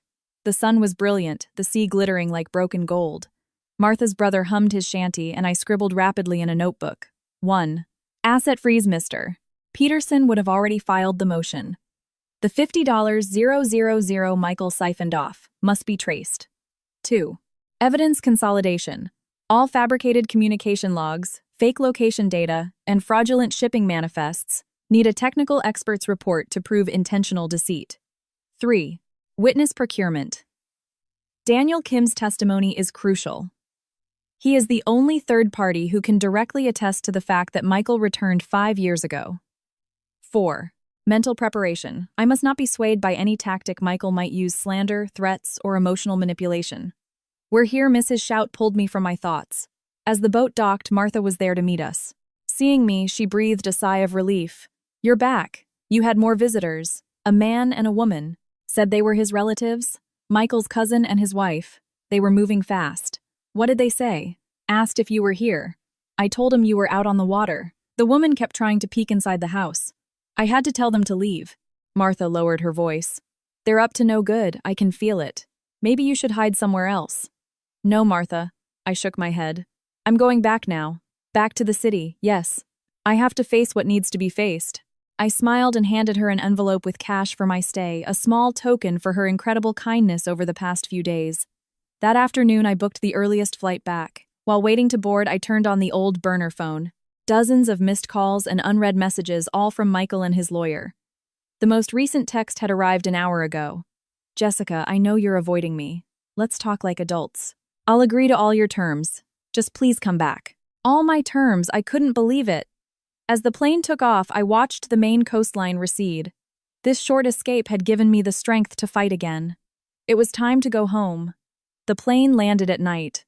As soon as I turned on my main phone, a text from Sarah popped up. "Where are you? Michael's lost it. He went to your parents' house." My blood ran cold. My parents lived in a quiet suburb in New Jersey. They were elderly, and my father had high blood pressure. How dare he? I immediately called Sarah. "What happened?" "At 4 p.m., Michael and his cousin went to your parents' place. He told them he was there to bring you home, that you'd had a breakdown from work stress and run away." Sarah's voice was urgent. "Your mom called me and I rushed over. He was putting on a whole performance, acting worried about your safety, even tearing up. Are my parents okay? Your dad's blood pressure shot up, but luckily I had his medication and gave it to him." I confronted Michael, told him I knew he'd been lying to you for 5 years. His face changed completely. He tried to make excuses, but I kicked them out. I gripped the phone. "Thank you, Sarah. Where are my parents now? They're at my place. Don't worry. You come straight here too." After hanging up, I texted Michael. "Don't you dare go near my parents again, or I swear you'll regret it." He replied almost instantly. "Jessica, you're finally in touch. I meant no harm. I was just worried about you. Where are you? Let's meet and talk. Please." I didn't reply and took a taxi straight to Sarah's apartment. It was past 10 p.m. When I arrived, my mother, her eyes swollen and red, opened the door and pulled me into a hug. "Oh, my baby, you must have been through so much." My father sat on the couch, his face grim. When he saw me, he took a deep breath. That despicable man. How could he do this to you? Sarah gave me a glass of water and recounted the afternoon's events, how Michael had feigned tears, claiming I was suffering from depression and needed family care. Only when Sarah exposed his lies did he hastily leave. He said, "If you insist on the divorce, he'll take half of everything, including the house we live in," my mother said, wiping her tears. "That house was left to me by my father. What does he have to do with it? He can dream on," my father said, clenching his fists. "Over my dead body will he get a single penny." Seeing my elderly parents suffering because of me filled me with guilt. For 5 years, I had always told them Michael was working hard in Africa and not to worry. It turned out I had been deceiving not just myself but the people I loved most. "Dad, Mom, I'm so sorry. I'm so sorry for worrying you." I knelt before them. "I will handle this. I will not let Michael get his way." We talked late into the night. My parents insisted on fighting alongside me, but I refused. This was a battle I had to fight alone. The next morning I went to Mr. Peterson's office. "Miss Park, welcome back." His expression was serious. "Mr. Chen's lawyer contacted me this morning and sent over a settlement proposal." I quickly scanned the document he handed me. The main points were that Michael agreed to the divorce but demanded 70% of our joint savings and ownership of the car registered in my name. In return, he would not hold me accountable for my long-term neglect. "He's dreaming," I said, tossing the paper on the table. "My thoughts exactly," Mr. Peterson nodded. "But this is evidence that he's starting to get desperate. He's afraid of the mounting evidence you have. How are our court filings coming along? They're nearly complete. We can submit them to the court today." Mr. Peterson paused. "And we've traced the $50,000 he siphoned off. It went to an account in the Cayman Islands. The corporate name is JM Investments, Ltd. It's likely a shell company he set up. Where did he get the money for something like that?" "That's the problem," Mr. Peterson said, adjusting his glasses. "Looking at his bank records for the past 5 years, besides his salary, there are several large, unexplained deposits. The total comes to about $400,000.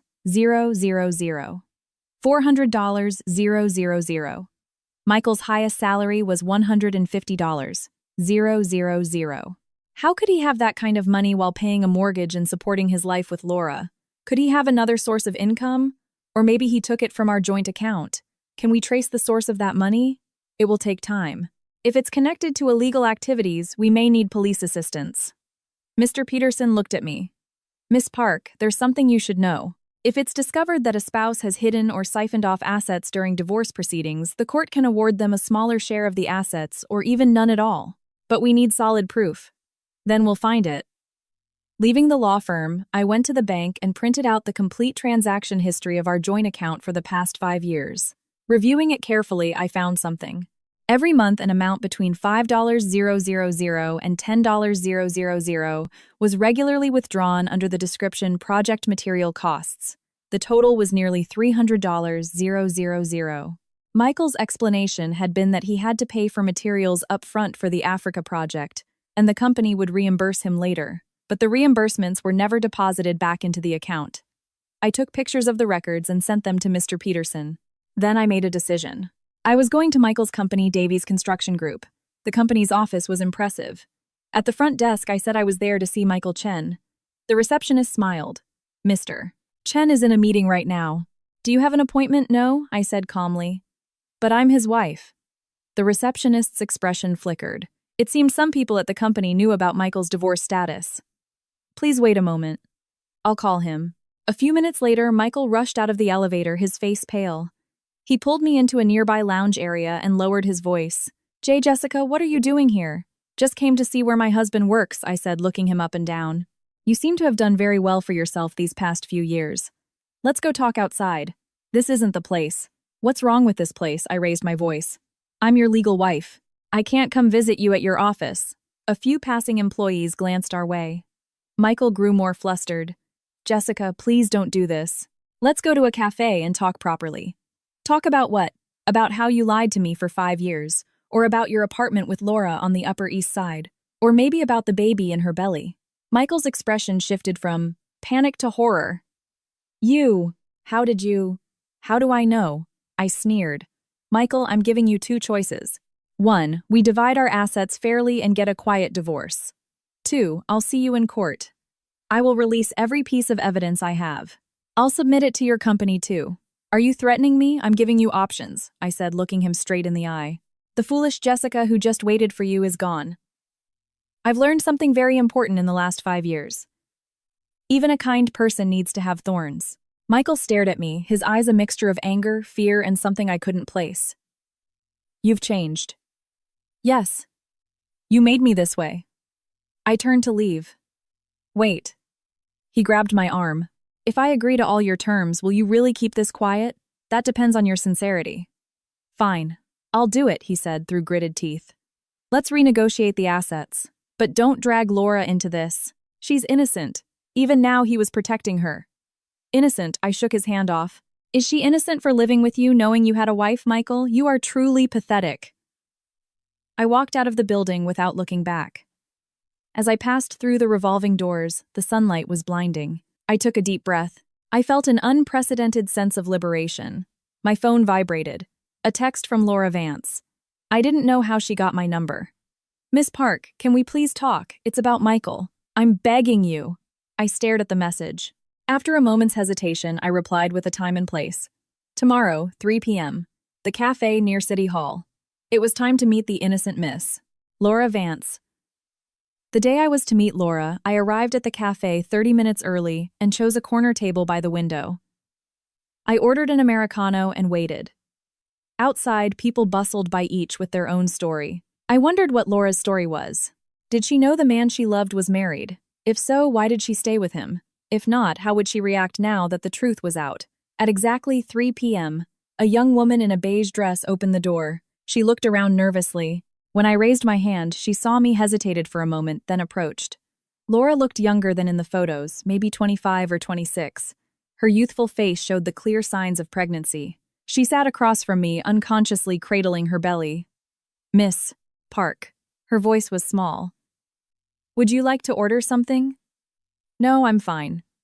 She shook her head, biting her lip. Thank you for meeting me. Let's get straight to the point. What is it? I maintained my composure. Laura took a deep breath. First, I want to apologize. I only found out last week that Michael had a wife. He told me he'd been divorced for a long time. You only found out last week, I raised an eyebrow. How long have you two been together? 3 years, she said, looking down. We met through a project. He told me he and his ex-wife divorced due to personality differences and she moved abroad. I believed him. So, you must have known that part of the down payment for the Athelred apartment came from your father. Laura looked up, startled, her face turning pale. Yes. How did you… I investigated, I said bluntly. Your father gave you $500,000. She was silent for a long time before finally nodding. Yes. When we were buying the apartment last year, Michael said he was a little short on funds. My dad really liked him and gave it to us as a wedding gift. Do you know that for the past 5 years, Michael has been telling me he was on an aid construction project in Africa? He told me he traveled a lot for overseas projects. Laura's voice grew smaller. But I had no idea he was deceiving you, Miss Park. How far along are you, Miss Vance? 5 months, she said, instinctively stroking her belly. Congratulations, I said, my voice flat, stating a fact. But you do know that legally your and Michael's child will be born out of wedlock, right? Their inheritance rights could be limited. And if my marriage to Michael is dissolved due to his gross misconduct, he will be at a disadvantage in the asset division.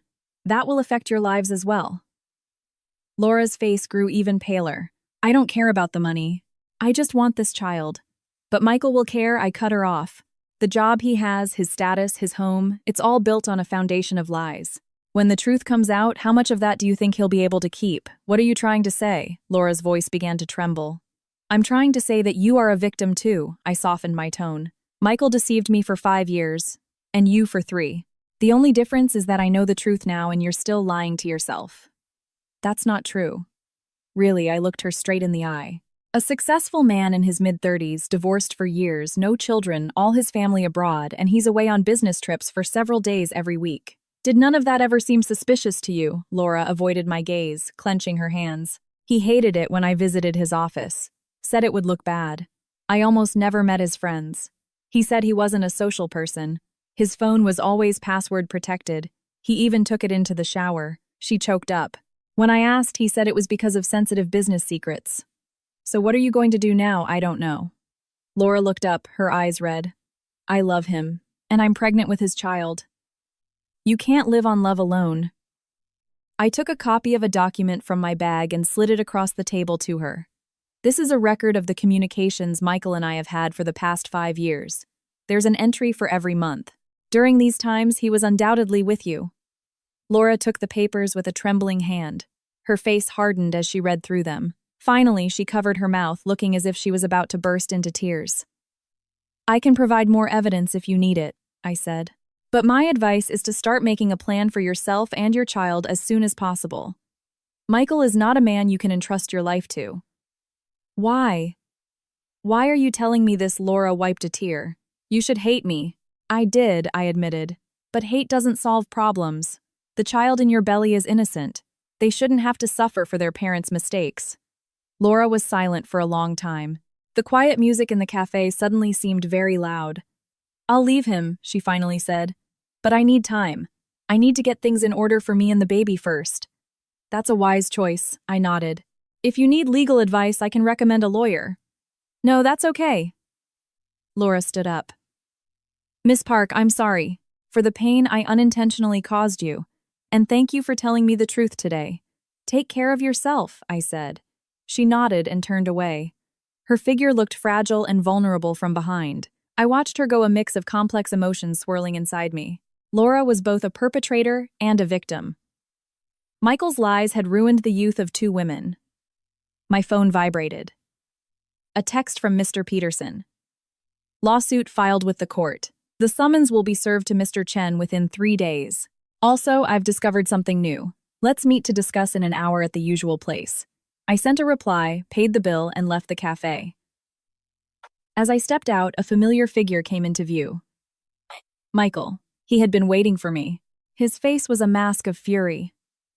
What did you say to Laura? He demanded, his voice thick with suppressed anger. I told her the truth, I said calmly. Is there a problem? What right do you have to interfere in my life? What gives you the right to say those things to her? I have the right as the wife you lied to for 5 years. I have the right as the woman whose marriage you destroyed, I said, not backing down an inch.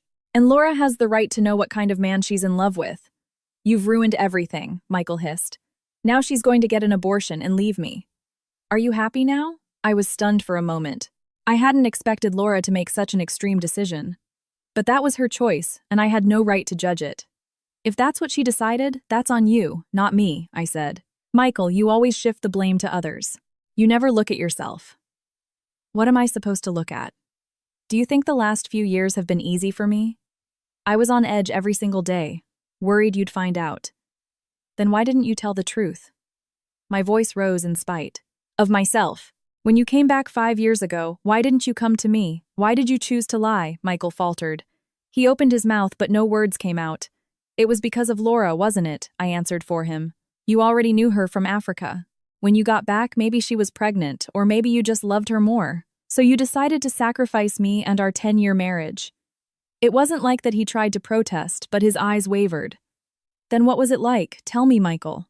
Let me understand what I was waiting for all these years. People around us were starting to stare. Michael, noticing the attention, said, Let's go somewhere quiet and talk. Not here. Where would be good? The Ethelred. Your love nest with Laura. Or our home, the one you haven't set foot in for 5 years. Jessica, please. His voice was pleading now. Let's just talk properly. Okay, I was wrong. I'll do whatever you want. Just please forgive me. It's too late. I took a step back. The summons will be in your hands soon. I'll see you in court. Do you really have to be this cruel? You're the cruel one, Michael. I looked at the man I had loved for a decade. Suddenly, he seemed like a complete stranger. When you decided to lie to me 5 years ago, you should have known a day like this would come. I turned my back on him, ignoring his calls. After walking 2 blocks, I ducked into a bookstore and watched from behind a large window. Michael didn't follow. He just stood there, his head bowed like a statue. My phone vibrated again, another unknown number. I hesitated, then answered. Miss Park, it's Laura. The voice on the other end was thin and tearful. I've thought about it. I'm going to have the baby. But I'm not going to live with Michael. My parents will help me. Thank you for telling me the truth today. It's painful, but it's better than living in a lie for the rest of my life. Are you sure? Being a single mother is going to be tough? I know. But it's my choice and my responsibility. Laura paused. And there's something else I should tell you. I think Michael might be embezzling money from his company. What I'm not sure. I just accidentally saw some strange transaction records on his computer once. When I asked, he said it was for project fund management, but it seemed odd. Do you have any proof? No. He's very careful, but I remember the name. It was something like JM Investments. I think it was a company in the Cayman Islands. The name matched the one Mr. Peterson had mentioned. Thank you for telling me, Laura. Take care of yourself. You too, Miss Park. Goodbye. After hanging up, I immediately contacted Mr. Peterson and told him this new information. He said the matter was serious, and he would investigate further, urging me to be careful as a cornered Michael might do anything. I left the bookstore and drove to my parents' house instead of my own. They looked relieved to see me. Jessica, that man, Michael, called earlier. Said he wanted to see your father. My mother said worriedly, Your dad just hung up on him. You did the right thing, I said, hugging her. Dad, Mom, from now on, if Michael or any strangers call, don't answer. If anything happens, call the police immediately.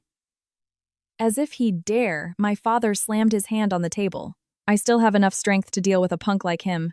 Calm down, Dad. Your blood pressure, I soothed him.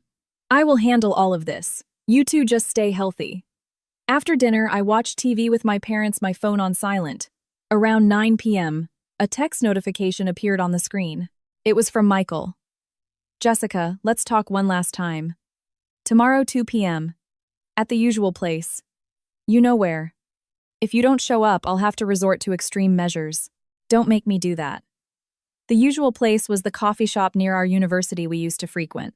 10 years ago, he had first told me he loved me there. I stared at the message, hesitated for a few seconds, then replied, Fine, one last time. The next day, at 1:50 p.m., I arrived at the coffee shop 10 minutes early. Located near the university, it had barely changed in a decade.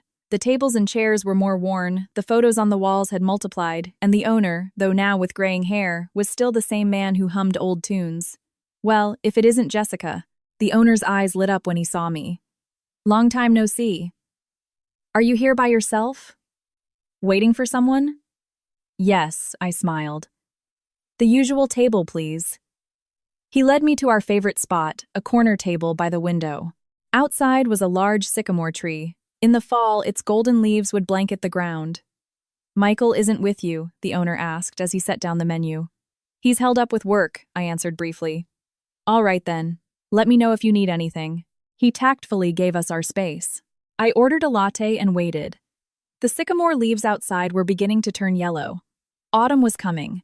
10 years ago, in this very season, Michael had confessed his love for me right here. Jessica, I want to spend the rest of my life with you. The rest of my life had been so short, barely a decade. At exactly 2 p.m., Michael walked in. He was dressed in a sharp gray suit, looking like he was on his way to an important meeting. He saw me, paused, then came and sat across from me. What did you get? He asked, his voice artificially bright. A latte. You're having an Americano. The owner came to take his order. He glanced at me, then at Michael, said nothing, and walked away. A short silence fell between us. A quiet pop song played in the cafe. Yesterday, once more. How ironic. You look good, Michael said first. You too, I said honestly. He did look good, more vibrant than I remembered. These 5 years must have been good to him. Jessica, he paused. Can we talk like rational adults? I've always been rational, I said, looking him straight in the eye. You're the one who made an irrational decision 5 years ago. He gave a bitter smile. I know. I messed up. I messed up badly. But nobody's perfect. Can't you just give me one more chance to make it right? How would you make it right? Turn back time? Or make Laura and the baby in her belly disappear? Michael's face hardened. Did Laura come to you? No, I went to her, I admitted. She has a right to know the truth. You. He lowered his voice, but couldn't hide his fury. What right do you have to interfere in my life? The right of your legal wife. The right of the woman you lied to for 5 years. The right of the woman whose youth you destroyed. My voice trembled, but I fought to keep it steady. Michael, I didn't come here today to hear you apologize. If apologies solved everything, we wouldn't need laws. Then what do you want, money? The house? Just name it. I'll give it to you. I want an explanation, I said, staring him down. A truthful explanation. Why? Why did you choose to lie instead of being honest? Why did you make me wait for 5 years without telling me the truth? Michael avoided my gaze and looked out the window. The sycamore leaves rustled in the wind. When I came back, Laura was already pregnant, he finally said, his voice barely a whisper. She was so young then, and I wasn't ready to be a father. I asked her to terminate the pregnancy, but she refused. When her father found out, he threatened to ruin my life if I didn't take responsibility. So you decided to hurt me instead. I was going to tell you. I really was. He turned his head back, his eyes welling up with tears. But every time we video called, I'd see the hope in your eyes, hear you say you were just waiting for me to come home. I couldn't bring myself to say it, I thought. Once Laura had the baby, once things settled down over there, I would slowly explain it to you. Slowly. When a year, 2 years, 5, I sneered. And what was your plan after she had the baby? Divorce me, and make Laura the new wife, or keep me as your secret mistress? No, it wasn't like that, he shook his head. The plan was, after the child was a bit older, I was going to break up with Laura and come back to you. The one I always loved was you, Jessica. Laura was just an accident. An accident, I repeated the word. It was so cruel. An accident that lasted 5 years. An accident you bought a house with and lived with. An accident you were willing to protect even at the cost of your wife. I know I sound like a monster, but it's the truth. Michael reached for my hand. I pulled it back immediately. These 5 years have been hell for me too. I felt guilty towards you, guilty towards Laura. This is my punishment. So, I lied to both of you, trying to keep both of you happy, just trying to survive until I couldn't hide it anymore. I thought I could handle it. He started to cry. I was going to do right by Laura and her family and then come back to you.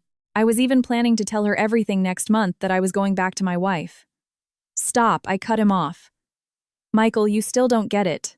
The problem isn't who you chose. The problem is that you chose deceit from the very beginning. You wanted to enjoy Laura's affection, but you didn't want to give up on my loyalty. You were too greedy. So, what was I supposed to do? Tell me, he suddenly yelled. The customers at the next table looked over. If I abandoned a pregnant Laura, I'd be human garbage. If I divorced you, I'd still be the bad guy. No matter what I did, I was wrong. You should have been honest, I said calmly. When you came back 5 years ago, you should have told me everything. Then maybe we could have figured it out together. Even if the result was divorce, at least I wouldn't have foolishly waited for 5 years. Michael fell silent. His shoulders slumped as if he had aged 10 years in an instant. You're right. I was too selfish, he said weakly.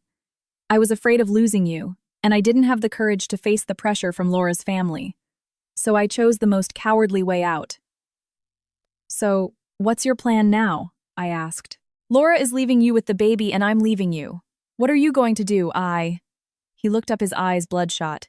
Jessica, if I give up everything, can you give me one more chance? I'll quit my job, leave this city, and we can start over. Impossible. I shook my head. You can't glue a shattered mirror back together. And can you really give up everything? Your job, your status, your apartment, the child in Laura's belly? I can. If you want me to, I'll give up anything. No, you can't, I looked at him. Because you've never once truly understood me. If I took back a man who lied to me for 5 years just because of love, then I wouldn't be me anymore. The coffee arrived. We stirred our cups without a word. The clinking of the spoons sounded deafeningly loud. Then I'll see you in court, Michael finally said. His voice no longer held any pleading, only exhaustion. And I won't give up the assets easily. I've contributed to this family too. Contributed? I laughed. A contribution made with lies or a contribution made with betrayal. Think whatever you want. My lawyer will contact your lawyer. Fine, I nodded. Then we're done here. Wait. Michael stopped me as I was about to stand up. One more thing. That $50,000. That's money I'm owed. The value I generated for the company over the last 5 years is far more than that. What $50,000? Don't play dumb. The reason you had your lawyer dig into my accounts was because of that money, wasn't it? He sneered. That was my project incentive. It's legitimate money. You mean the money you sent to a Cayman Islands account? Michael's face froze for a second. I had hit the nail on the head. I sat back down. Michael, you didn't just lie to me. You lied to your company too, didn't you? Embezzling project funds, setting up a shell company to launder money. Do you know what kind of crime that is? No, that was a legitimate investment. Well, the SEC can be the judge of that. I stood up. Oh, and I almost forgot. I've already reported the relevant information to the police. Whether they decide to investigate is not up to me. Michael's face went from white to blue to a deathly gray. You went to the police. I just provided a tip, I corrected him. As I said, let the experts decide if it's legitimate or not. Jessica, do you have to go this far? He gritted his teeth. This far, I leaned over the table towards him, lowering my voice. Michael, for the past 5 years, when I woke up alone in the middle of the night when I was sick with no one to care for me, when I watched other happy couples and felt utterly alone. Between the two of us, who was the more cruel one, he opened his mouth but no sound came out.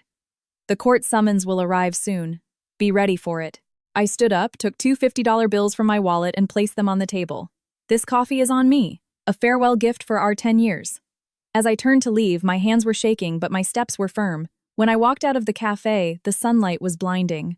I shielded my eyes and took a deep breath. Jessica, Michael ran after me and grabbed my arm. I turned around. His eyes were bloodshot. If I go to prison, will you be happy? No, I said honestly. But I won't be sad for you either. Adults have to take responsibility for their choices. You and me both.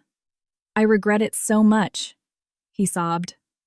I regret coming back. I regret meeting Laura. What you should regret most is choosing to lie.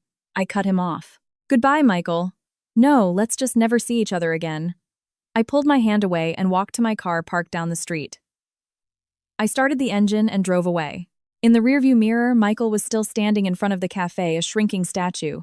2 blocks later, I pulled over, slumped over the steering wheel, and finally broke down crying.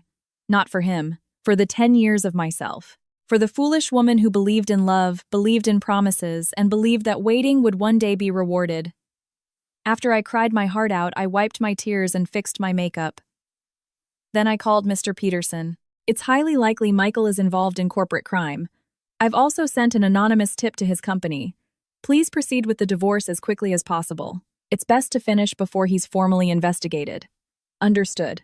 The court has already granted an expedited hearing. It's next Wednesday. And the asset freeze has been approved. Your joint accounts and real estate are all frozen. Good. What about the Athelred?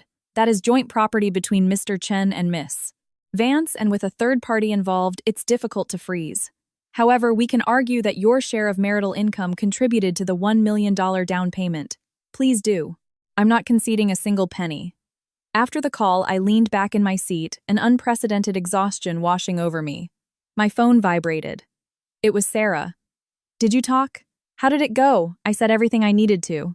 I briefly summarized the conversation. Are you okay? You sound exhausted. I'm fine.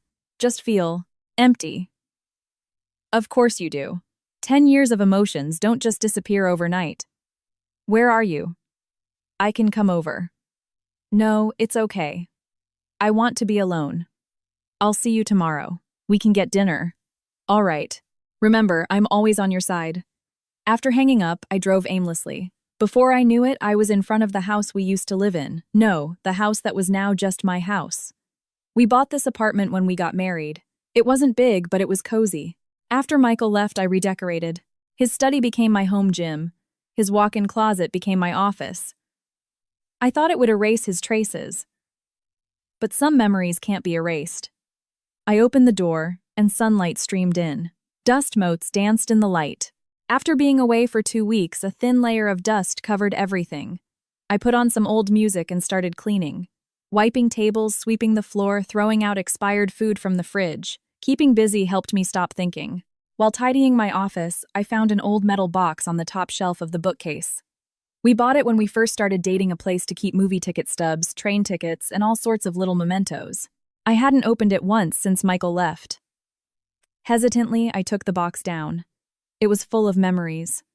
The ticket stubs from our first date, from our first trip, the love letters he wrote me, our photo booth pictures. At the very bottom was a photo album. I opened it. A younger us smiling foolishly at the camera. The backgrounds were our college campus, the beach, a mountaintop. We were so young then, our eyes full of light, believing the future was full of infinite possibilities. I turned to the last page. It was a picture of me alone. Michael had taken it just before he left. I was at the airport seeing him off, forcing a smile, but my eyes were filled with tears. On the back he had written a single line: "Wait for me. When I come back, we'll never be apart again." Never was so short. I closed the album, put it back in the box, and carried the box downstairs to the recycling bin. Some things have to be thrown away. Holding on only makes the wounds fester. Back in my apartment, my phone rang. An unknown number. "Hello, Miss Jessica Park. This is the Financial Crimes Division of the NYPD. We'd like to ask you a few questions regarding the tip you provided on Mr. Michael Chen's alleged corporate embezzlement. Would you be able to come down to the precinct?" The Financial Crimes Division was in a nondescript gray building near City Hall. I parked, took a deep breath, and went inside. 2 detectives greeted me. Detective Williams, a man in his 40s, had a stern expression. The younger one, Detective Miller, seemed more approachable. "Miss Park, please have a seat," Detective Williams said, offering me a bottle of water. "Thank you for cooperating with our investigation. We'd like to hear more about the embezzlement allegations against Mr. Chen." "I'll tell you everything I know," I said, trying to remain calm. "How did you become aware of Mr. Chen's potential involvement in financial crimes?" I told them the truth, from discovering he had returned 5 years ago to investigating the source of the funds for the Ethelred, to finding the $50,000 wire transfer to the Cayman Islands. "These are copies of the relevant evidence," I said, handing them a folder containing bank statements, real estate documents, and the PISE report. Detective Miller took the documents and reviewed them with Williams. The room was silent except for the rustling of paper. "Miss Park, you and Mr. Chen are married," Williams looked up. "Yes. We are currently in the process of a divorce. The first hearing is next week." "I see," he nodded. "Do you know anything about Mr. Chen's specific role or duties at Davies Construction Group?" "He's currently a project manager, but I don't know the specifics of his projects." "We've been separated for 5 years." "Effectively separated for 5 years." The 2 detectives exchanged a look. "Yes. He lied, telling me he was on a construction project in Africa, but he actually returned 5 years ago." I briefly explained the 5-year deception. Detective Williams took notes. "So you were completely unaware of his professional life for the past 5 years?" "Yes. I only recently learned the truth." "Then how did you obtain these clues, for example, the information about the Cayman Islands account?" "Through a private investigator," I said, honestly. "I hired him to look into Mr. Chen's activities and financial status for the past 5 years. This information was obtained legally. If necessary, the PI is willing to cooperate with your investigation." "That won't be necessary for now," Williams closed his notebook. "Miss Park, based on your tip and our preliminary investigation, we have found several suspicious circumstances. We will be opening a formal investigation. We may require your further cooperation in the process." "Of course. Anytime." "And one more thing," Williams's expression grew serious. "If Mr. Iswagunas Chen is indeed involved in criminal activity, he might resort to extreme measures when cornered. Please be extremely careful about your personal safety. If you sense anything unusual, contact us immediately." It was dark when I left the precinct. I pulled my coat tighter against the cool autumn wind and hurried to my car.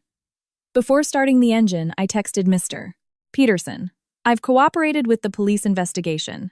Please proceed with the divorce as quickly as planned." A few seconds later, a reply came. "Understood. The court has agreed to expedite the process. It's highly likely a judgment will be issued at next Wednesday's hearing. Also, Laura Vance's father contacted me today." "Laura's father," I frowned. "What about he is demanding a share of the ownership of the Ethelred? He wants his $500,000 investment converted into an equity stake. This could complicate the asset division. That's a problem for Michael to solve. It's between him and the Vances. But Mr. Chen could argue that the $500,000 came from joint marital assets trying to reduce your share. Then we'll argue it in court," I texted back. "We have the bank records to prove the source of that money." "Yes. I will handle it. Please be safe." On the way home, I kept thinking about Laura's father. How much he must have liked Michael to give him such a large sum of money. Now that he knew the truth, how great must his anger be? As I drove past the Ethelred, I unconsciously slowed down. At the entrance, a familiar figure was arguing with the doorman. It was Laura's father, Martin Vance. He was agitated, yelling at the doorman, who looked helpless. A few minutes later, a car pulled out of the garage. It was Michael's. Mr. Vance immediately ran and blocked the car. I pulled over to the side of the road and watched from a distance. The car window rolled down and Michael leaned out. They seemed to be arguing. The distance was too great to hear, but I could see Mr. Vance growing more irate, even pounding on the car window. Michael got out of the car to calm him down, but Mr. Vance shoved him away. The doorman came over to intervene and a small crowd started to gather. Finally, Michael said something, and Mr. Vance seemed to calm down a little. They moved to the side to continue their conversation. About 10 minutes later, Mr. Vance left, and Michael stood there, pressing his temples, looking exhausted. I quietly drove away. The storm that began with a lie was now sweeping more and more people into its path. It was pitch black when I got home. After parking, I walked towards the apartment building and suddenly felt a strange unease. The light in the hallway entrance was out. It was completely dark. I turned on my phone's flashlight and cautiously entered. My footsteps echoed in the empty space, making my heart pound. As I passed the second floor, I heard a faint noise behind me. I spun around and shone the flashlight down the stairs, but there was no one there. Must be my imagination. I quickened my pace and reached my apartment on the third floor. As I took out my key to open the door, I froze. A faint light was seeping from under the door. I was certain I had turned off all the lights when I left. My heart raced. I held my breath and slowly backed away. Just then, the door opened from the inside. "Jessica, you're home." It was Michael standing in the doorway. In the dim light, his face looked ashen. "How did you get in?" I clutched my keys, ready to run at any moment. "I have a key, remember?" He gave a bitter smile. "Our key. I always kept it. This is not our home. Get out. Let's just talk. One last time," he said, stepping aside. "Come in. I won't hurt you. We have nothing to talk about. If you don't leave right now, I'm calling the police." "Go ahead," he said with an eerie calm. "I have nothing left to lose anyway." Laura left with the baby. "Her father is demanding his money back, threatening to sue me for fraud. The company is auditing my projects. The police are investigating me. I have nothing left, Jessica." His voice held a desperate tranquility that unnerved me even more. "You brought this on yourself," I said, trying to keep my voice from shaking. "Now get out of my house." "Our house," he corrected. "This is my house too. Legally, it won't be for long." "Yeah, it won't be for long," he said weakly, then suddenly took a step towards me. I immediately stepped back, but it was too late. He grabbed my wrist. "Let go of me. 5 minutes, Jessica. Just 5 minutes. Hear me out." He held my wrist tightly, but his eyes were pleading. "After we talk, I'll leave. I'll never show up in front of you again." I stopped struggling, but with my other hand I fumbled for the pepper spray in my purse. Michael loosened his grip slightly but didn't let go. "I'm going to turn myself in. I'll pay back the money I took. But before that, I have one thing to ask you. What if? If I go to prison, please don't tell my parents. They're old, they couldn't handle it. Just tell them my overseas project got extended and I can't come back for a while." I looked at him. Suddenly, he seemed so pathetic. Even in this state, he was still trying to save face to concoct another lie. "And Laura's baby. If it's born, can you look after it a little? The child is innocent. I don't want them to be born without a father or with a father in prison. Why should I take care of your child with another woman? Because He stopped. "Because we were in love for 10 years. And because I know you're the kindest person in the world." "You're wrong," I said coldly. "You've already hardened my heart. I won't take care of your child and I won't help you with your lies." Michael, adults have to take responsibility for their actions. That includes facing the consequences. He looked at me, the light in his eyes slowly dying. "You really have changed. I told you. You made me this way." "Yeah, I did," he said with a bitter smile, finally releasing my wrist. "I'm sorry, Jessica. I'm sorry for the 10 years. I'm sorry for these last 5 years. I'm sorry for everything." He turned and walked slowly towards the stairs. Just before he turned the corner, he looked back. "You threw away that album, didn't you?" I froze for a second, realizing he meant the metal box. "Yes." "That's for the best," he nodded. "It's better that way." And then he was gone. His footsteps grew fainter and finally disappeared into the silence. I stood at the door for a long time. Only after I was sure he was really gone did I quickly open the door, go inside, lock it, and check every room. Nothing was out of place. Except on the living room table, there was a key, our spare key, and a bank card. Underneath was a note. The pin is your birthday. There's $80 0 inches there. It's the last thing I can give you. I'm sorry. I stared at the card, my feelings a tangled mess. Was this compensation atonement, or just a way to ease his own conscience? My phone suddenly rang. It was Sarah. Jessica, are you okay? Michael just made a strange call to me. Said if anything happens to him, I should take good care of you. He was just here. He just left. I briefly explained the situation. You should report him. That's breaking and entering. He's gone. I looked at the card. It's fine. He won't be back. How do you know? What if he's cornered and does something crazy? He won't, I said, not sure where the confidence came from. The person Michael loved most was himself. He wouldn't do anything truly extreme. His visit tonight felt more like a goodbye. The other end was quiet for a few seconds. Are you all right? You sound strange. I'm fine. Just tired. Let's talk tomorrow. After hanging up, I picked up the bank card. After a moment's hesitation, I put it in a drawer. This money shouldn't be mine, but it shouldn't be Michael's either. Maybe there was something I could do with it. The next day, Mr. Peterson informed me that Michael had contacted him directly and agreed to all my terms for the divorce and asset division. His only request was to process it as quickly as possible. What about the police? He doesn't seem to know they've opened a case yet, Mr. Peterson said. But we don't have much time. If he's taken into custody, the divorce proceedings will get complicated. I've requested an expedited judgment from the court. We should have it within 3 days. Thank you for your hard work. In the afternoon, I met with Laura. She looked more gaunt than before, but her eyes were determined. I've decided. I'm going to have this baby and raise it on my own. My parents have agreed to help. She stroked her slightly swollen belly. I'm done with Michael. Did he come see you? He came yesterday. Left some money, said it was for child support. Laura gave a bitter smile. I didn't take it. I don't want my child to grow up knowing their existence began that way. What are your plans for the future? I'm going to leave the city and move back to my parents' hometown. A change of scenery, a fresh start. She looked at me. Miss Park, this might sound strange, but I admire you. You're strong, decisive, you know what you want. I hope I can be like you someday. You will be, I said sincerely. Take care of yourself and raise your child well.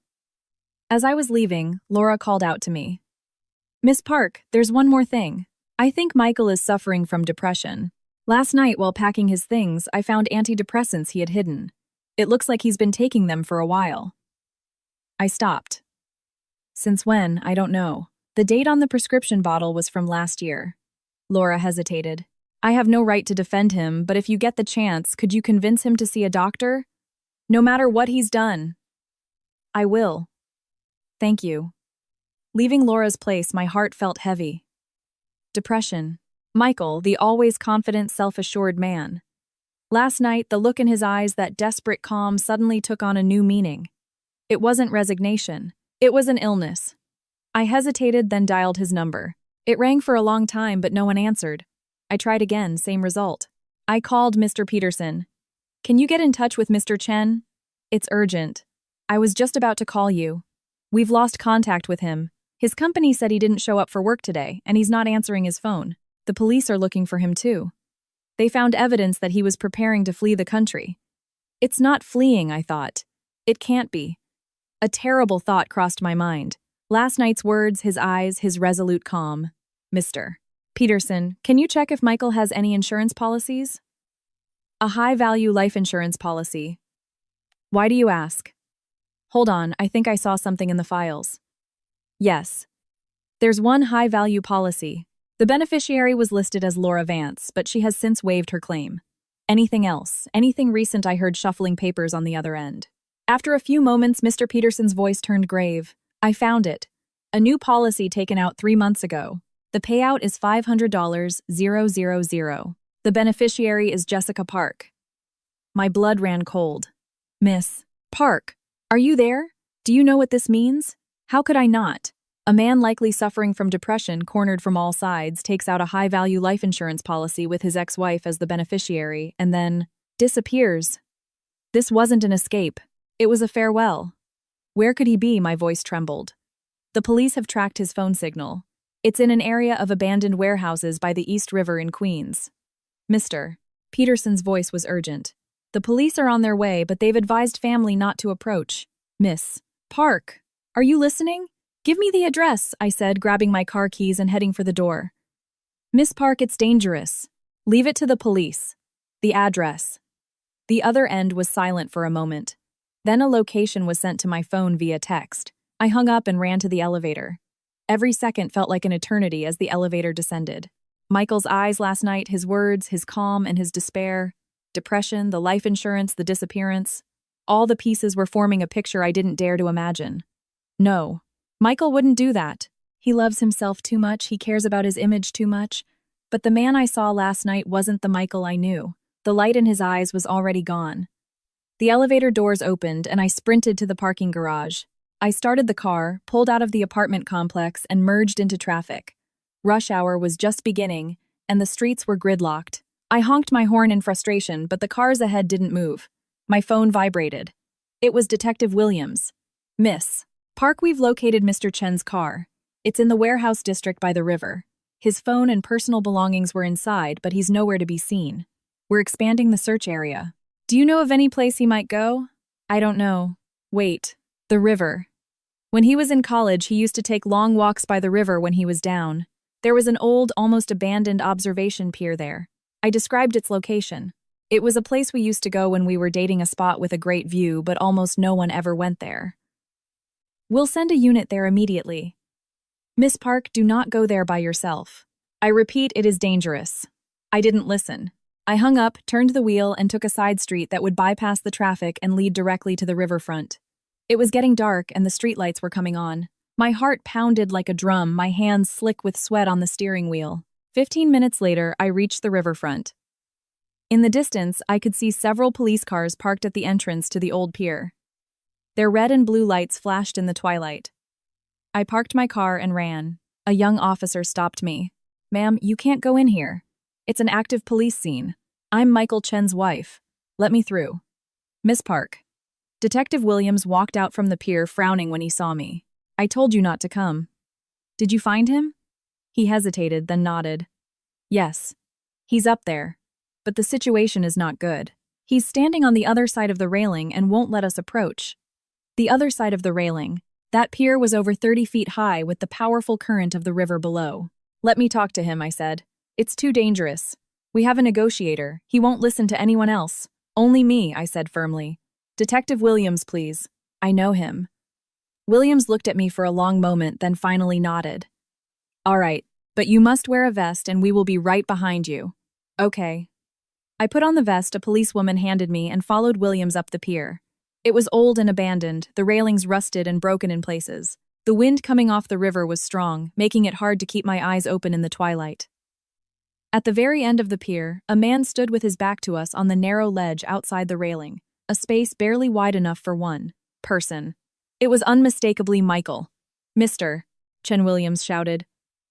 Your wife is here. She wants to talk to you. Michael didn't turn, but I saw his body flinch. Michael, I called out, my voice carried away by the wind. It's me. He finally turned slowly.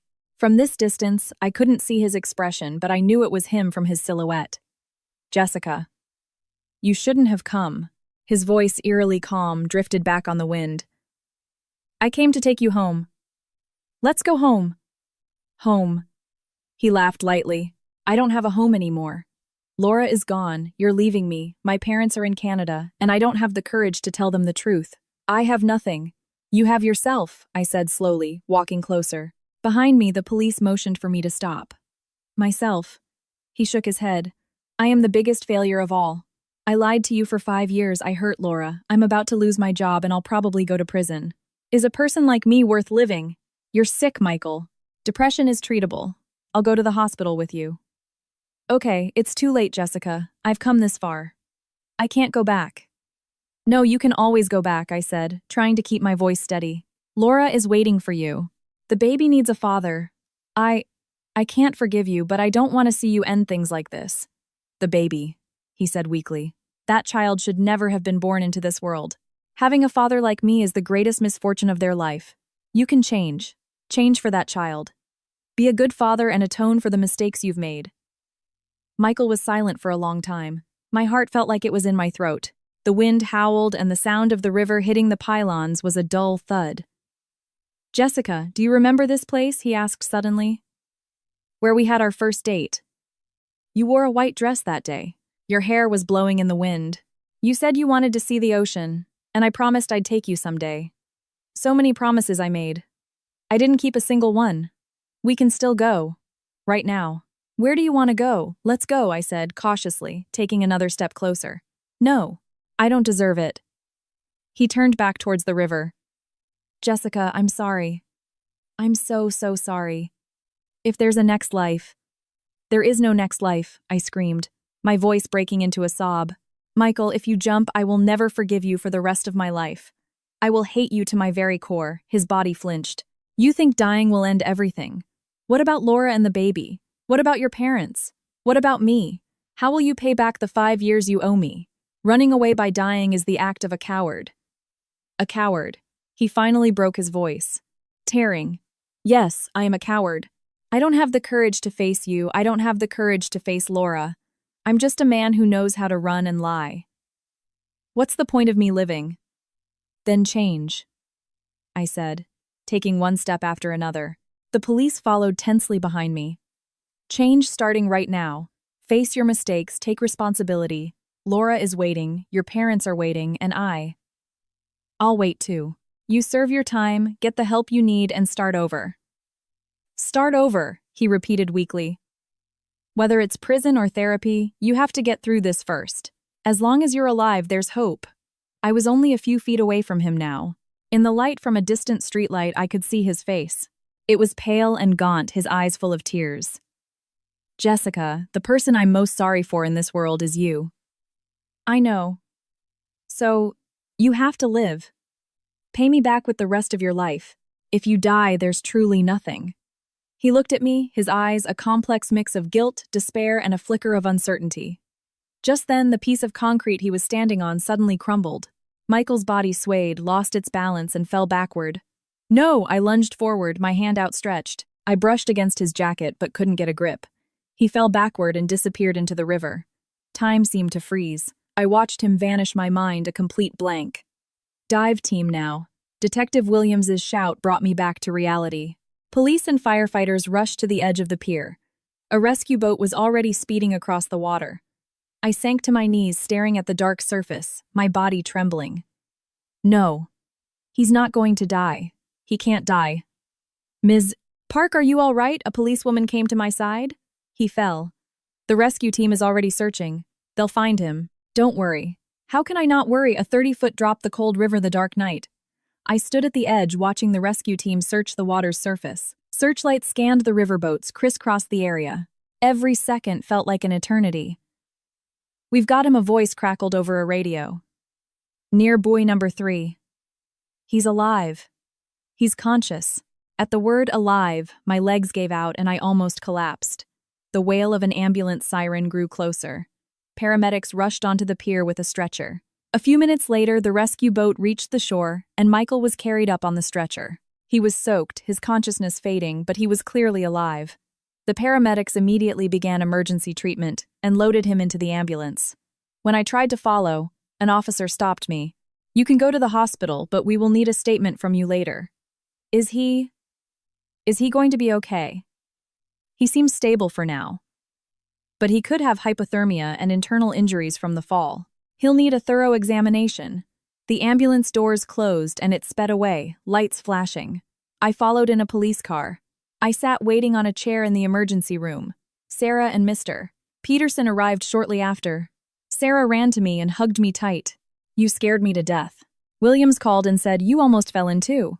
"I'm fine. Michael will be fine." "He has to be," Sarah said, squeezing my hand. Mr. Peterson sat down beside us. The police's initial assessment is that it was an accident, not a suicide attempt. The concrete he was standing on was old and gave way. And he lowered his voice. They think just before he fell, he was turning his body, trying to get back over the railing. In the last moment, he had wanted to live. I felt a small sense of relief at that. An hour later, a doctor came out. "Family of Michael Chen, here."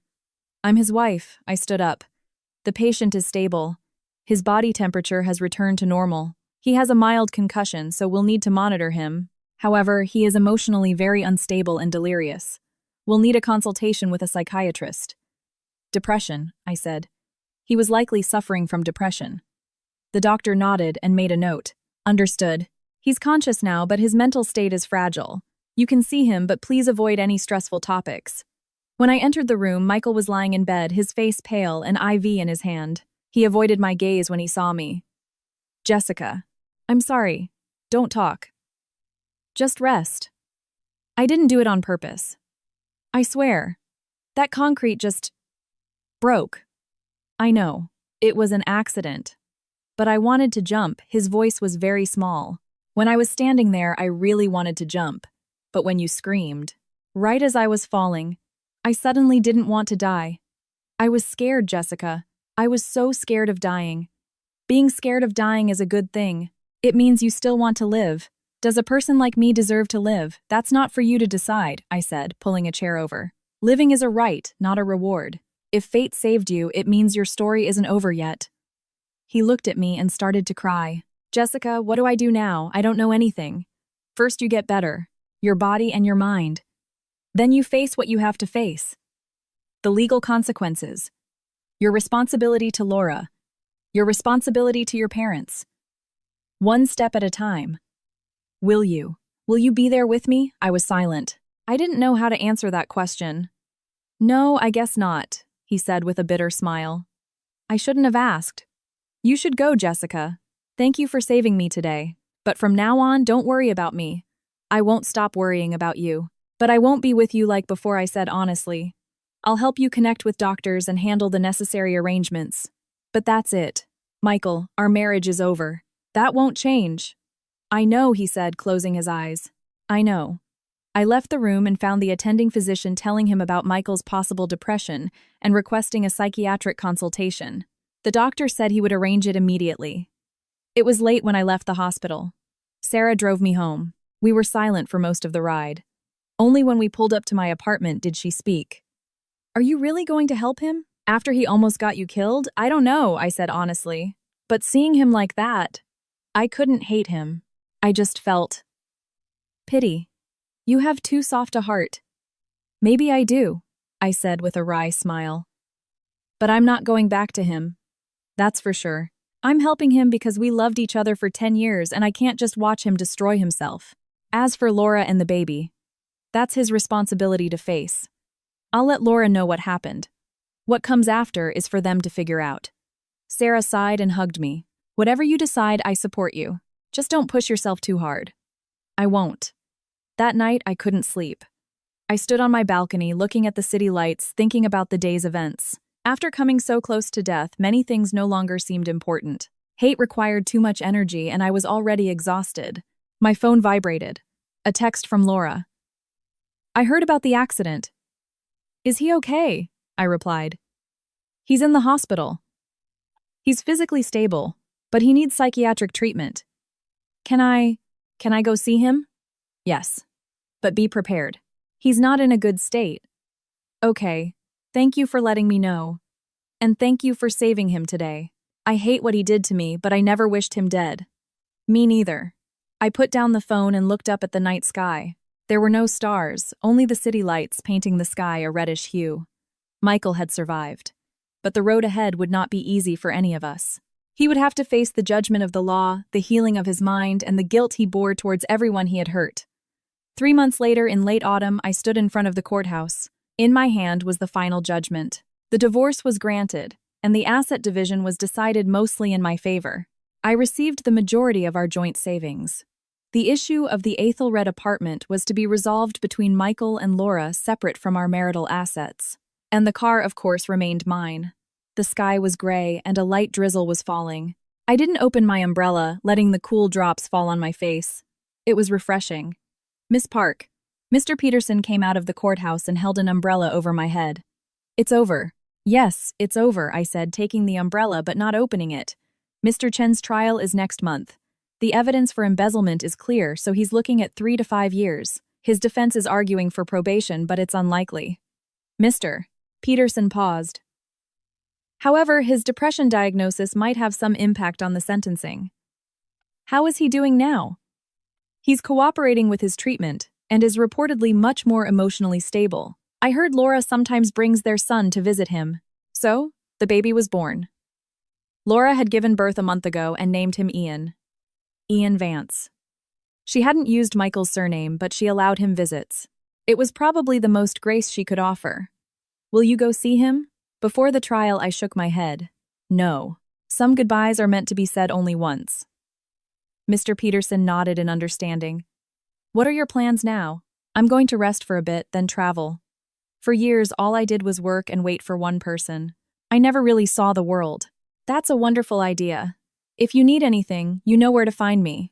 Thank you, Mr. Peterson, for everything. After we parted ways, I walked to the parking garage. The rain was coming down harder now. I opened my umbrella.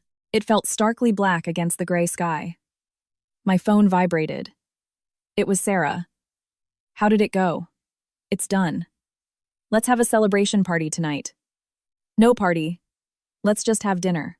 Invite Daniel Kim. I still haven't properly thanked him. No problem. See you at the usual place. Daniel Kim. The beginning of everything. If I hadn't met him in that elevator that night, I might still be foolishly waiting. He had not only testified in court but also helped me in many ways, including introducing me to Mr. Evans. I would never forget his kindness. That evening, we met at our favorite restaurant. Sarah and Daniel were already there. Sarah waved when she saw me. Here comes our Statue of Liberty. Don't tease, I said, sitting down and turning to Daniel. Daniel, thank you so much for everything. Don't mention it. I just told the truth, he said, looking a little shy. To be honest, I regretted it a bit afterward. I was worried you'd be too shocked. But seeing you now, I know I did the right thing. You did a very good thing, I said. The truth, no matter how painful, is always better than a lie. We ordered food and talked about what we'd been up to. Daniel was considering applying for an overseas project at his company for a change of scenery. Sarah had been offered a partnership at her firm but was hesitant because of the increased responsibility and lack of free time. What about you, Jess? Any plans? Sarah asked. I'm going traveling. First, I'll explore the coast of Maine, then maybe Southeast Asia. And finally, spend some time in Europe. Alone. Yeah. I'll be fine on my own. I need to clear my head. Sarah patted my hand. Just make sure you stay in touch this time. No disappearing acts. I promise. After dinner, Daniel left first and Sarah and I walked along the river. The rain had stopped, but the wind was damp and chilly. We bought hot drinks and sat on a bench.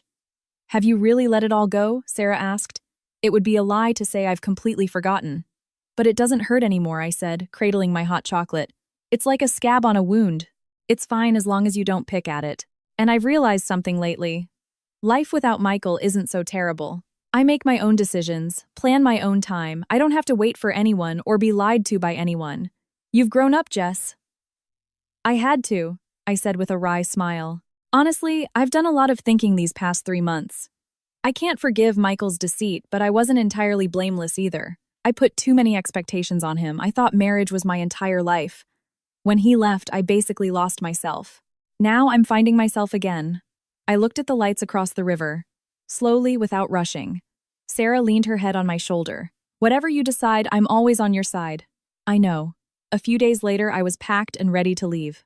My first destination was the coast of Maine, a place I had always wanted to visit but never had. Michael had promised to take me there when he got back from Africa. Now I was going alone. The day before I left, I went to the hospital for a final checkup. The wrist I'd sprained when I lunged for Michael hadn't fully healed. The doctor said it was recovering well, but advised me not to overdo it. Leaving the hospital, I hesitated for a moment, then drove towards the rehabilitation center where Michael was staying. He was undergoing court-mandated therapy for his depression and suicide attempt. I didn't go inside, just stood outside for a while. The center was quiet and clean. Through the iron fence, I could see patients strolling in the garden. I spotted him. Michael was sitting on a bench, motionless, staring at the sky. He had lost a lot of weight, and the patient gown made him look even more frail. A nurse approached and handed him a book. He nodded and took it. He didn't see me. It was better that way. I turned and walked away. Some connections once broken are meant to stay that way. Back home, I took care of one last thing. I used the bank card Michael had left, and the $80 0-inches it to set up an education fund in Ian's name. A lawyer would handle all the paperwork while I was traveling. Why would you do that? Sarah asked, unable to understand. That was his compensation to you. I don't need compensation. But that child might, I said, looking at the fallen leaves outside my window. And it's my own way of putting a period at the end of that 10-year sentence. The next morning, I arrived at the airport with my suitcase. I checked in and waited to board. As the plane took off, I called my parents to tell them I was leaving and not to worry. Take care of yourself, sweetie, and call often, my mother's voice trembled. I will, Mom. You and Dad stay healthy. I'll come see you as soon as I get back. Okay, have a safe trip. After hanging up, I turned off my phone. The plane taxied down the runway and soared into the sky. Through the window, the city I lived in grew smaller and smaller, then disappeared into the clouds. Goodbye, my past. Goodbye, Michael. Autumn in Maine was beautiful. The sky was an unusually deep blue, the clouds pristine white. I stayed in a guest house in a quiet town. I slept in late every day and wandered through the village. After a week, I hiked a mountain in Acadia National Park. Standing at the summit, looking at the endless landscape, I felt my heart expand. All my worries seemed insignificant. I sat at the top for a long time until my hands and feet were numb with cold before heading down. When I got back to the guest house, the owner had a warm bowl of stew waiting for me. Wow, you climbed that mountain all by yourself. That's impressive. I wanted to test myself. Good for you. Sometimes a person has to push themselves. That's the only way to know how far you can go. She was right. If you never push yourself, how will you ever know how far you can go? After 15 days in Maine, I continued my journey. To New Orleans, to Chicago, and eventually back to New York. I saw different landscapes, met different people. I met many women on the road, heard their stories, and shared my own. 2 months later, I returned to New York. It felt both like a strange city and a familiar home. I got a text from Sarah. Michael's verdict came out today. 3 years probation, 4 years suspended sentence, plus a fine. He said he won't appeal. Laura brought the baby to the courthouse. He cried. I stared at the text for a long time, then replied, Okay, tell them I wish the baby good health and happiness. Where are you? When are you coming back? I'm in the city. I think I'll stay for a while. It feels like it's time to come home. Travel safe. I miss you. Me too. I put down the phone and went up to the roof of my guest house. The New York night sky didn't have many stars, but the city lights were like stars themselves. I remembered a night long ago watching the city lights from a rooftop bar with Michael. He had said that every light was a wish. His biggest wish, he'd said, was to grow old with me. The lights were still there, but the wish was broken. But that was okay. I could make new wishes now. I clasped my hands together and whispered to the night sky, From now on, let me live bravely, freely, and wholly for myself. A breeze blew past as if in answer to my wish. The next day, I started looking for a new place to live. The divorce, Michael's trial, the long journey, it was all over. I was finally at a new starting line. I would no longer be bound by the past. I would only move forward. I found a new apartment overlooking the East River. It wasn't large, but it was sunny and had a great view. I spent a week decorating it, filling the space with furniture and art I loved and souvenirs from my travels. When Sarah came for the housewarming, she was impressed. Wow, Jess. This finally feels like your home. It's totally you. Right, it's all me. So what's the next plan? Well, I started a travel blog and the response has been pretty good. A publisher even contacted me about writing a book. That's amazing. You have to do it. I'm thinking about it. I don't want it to be just a travelogue. I want to write about a woman's journey of self-discovery. My story. And the stories of the other women I met on the road. That's even better. I'll be your biggest fan. That evening, I sat on the balcony of my new home, watching the lights across the river. Quiet music played from my phone, a glass of wine in my hand. The wind was a little chilly, but my heart was warm. I remembered something a guide had told me while I was hiking. The mountain will not lower itself for you, but you can train yourself to climb it. It was true. Life doesn't lower its difficulty for you, but you can cultivate the courage to face its challenges. And now I had that courage. My phone vibrated. It was a picture from Sarah. A photo from Ian's 100 day celebration. The baby was chubby with big eyes. He looked a lot like Laura, but I could see a faint trace of Michael in his nose and mouth. Laura says to thank you for the education fund. And she said when Ian is a little older, she wants to meet you in person to thank you properly. I replied, okay, when the time is right. I put down the phone, raised my wine glass towards the river and said quietly, to new beginnings, to a free spirit, and to the courage to always move forward. To me, to Jessica. There were no stars in the night sky, but the city lights shone brightly. And every light was a story, a life,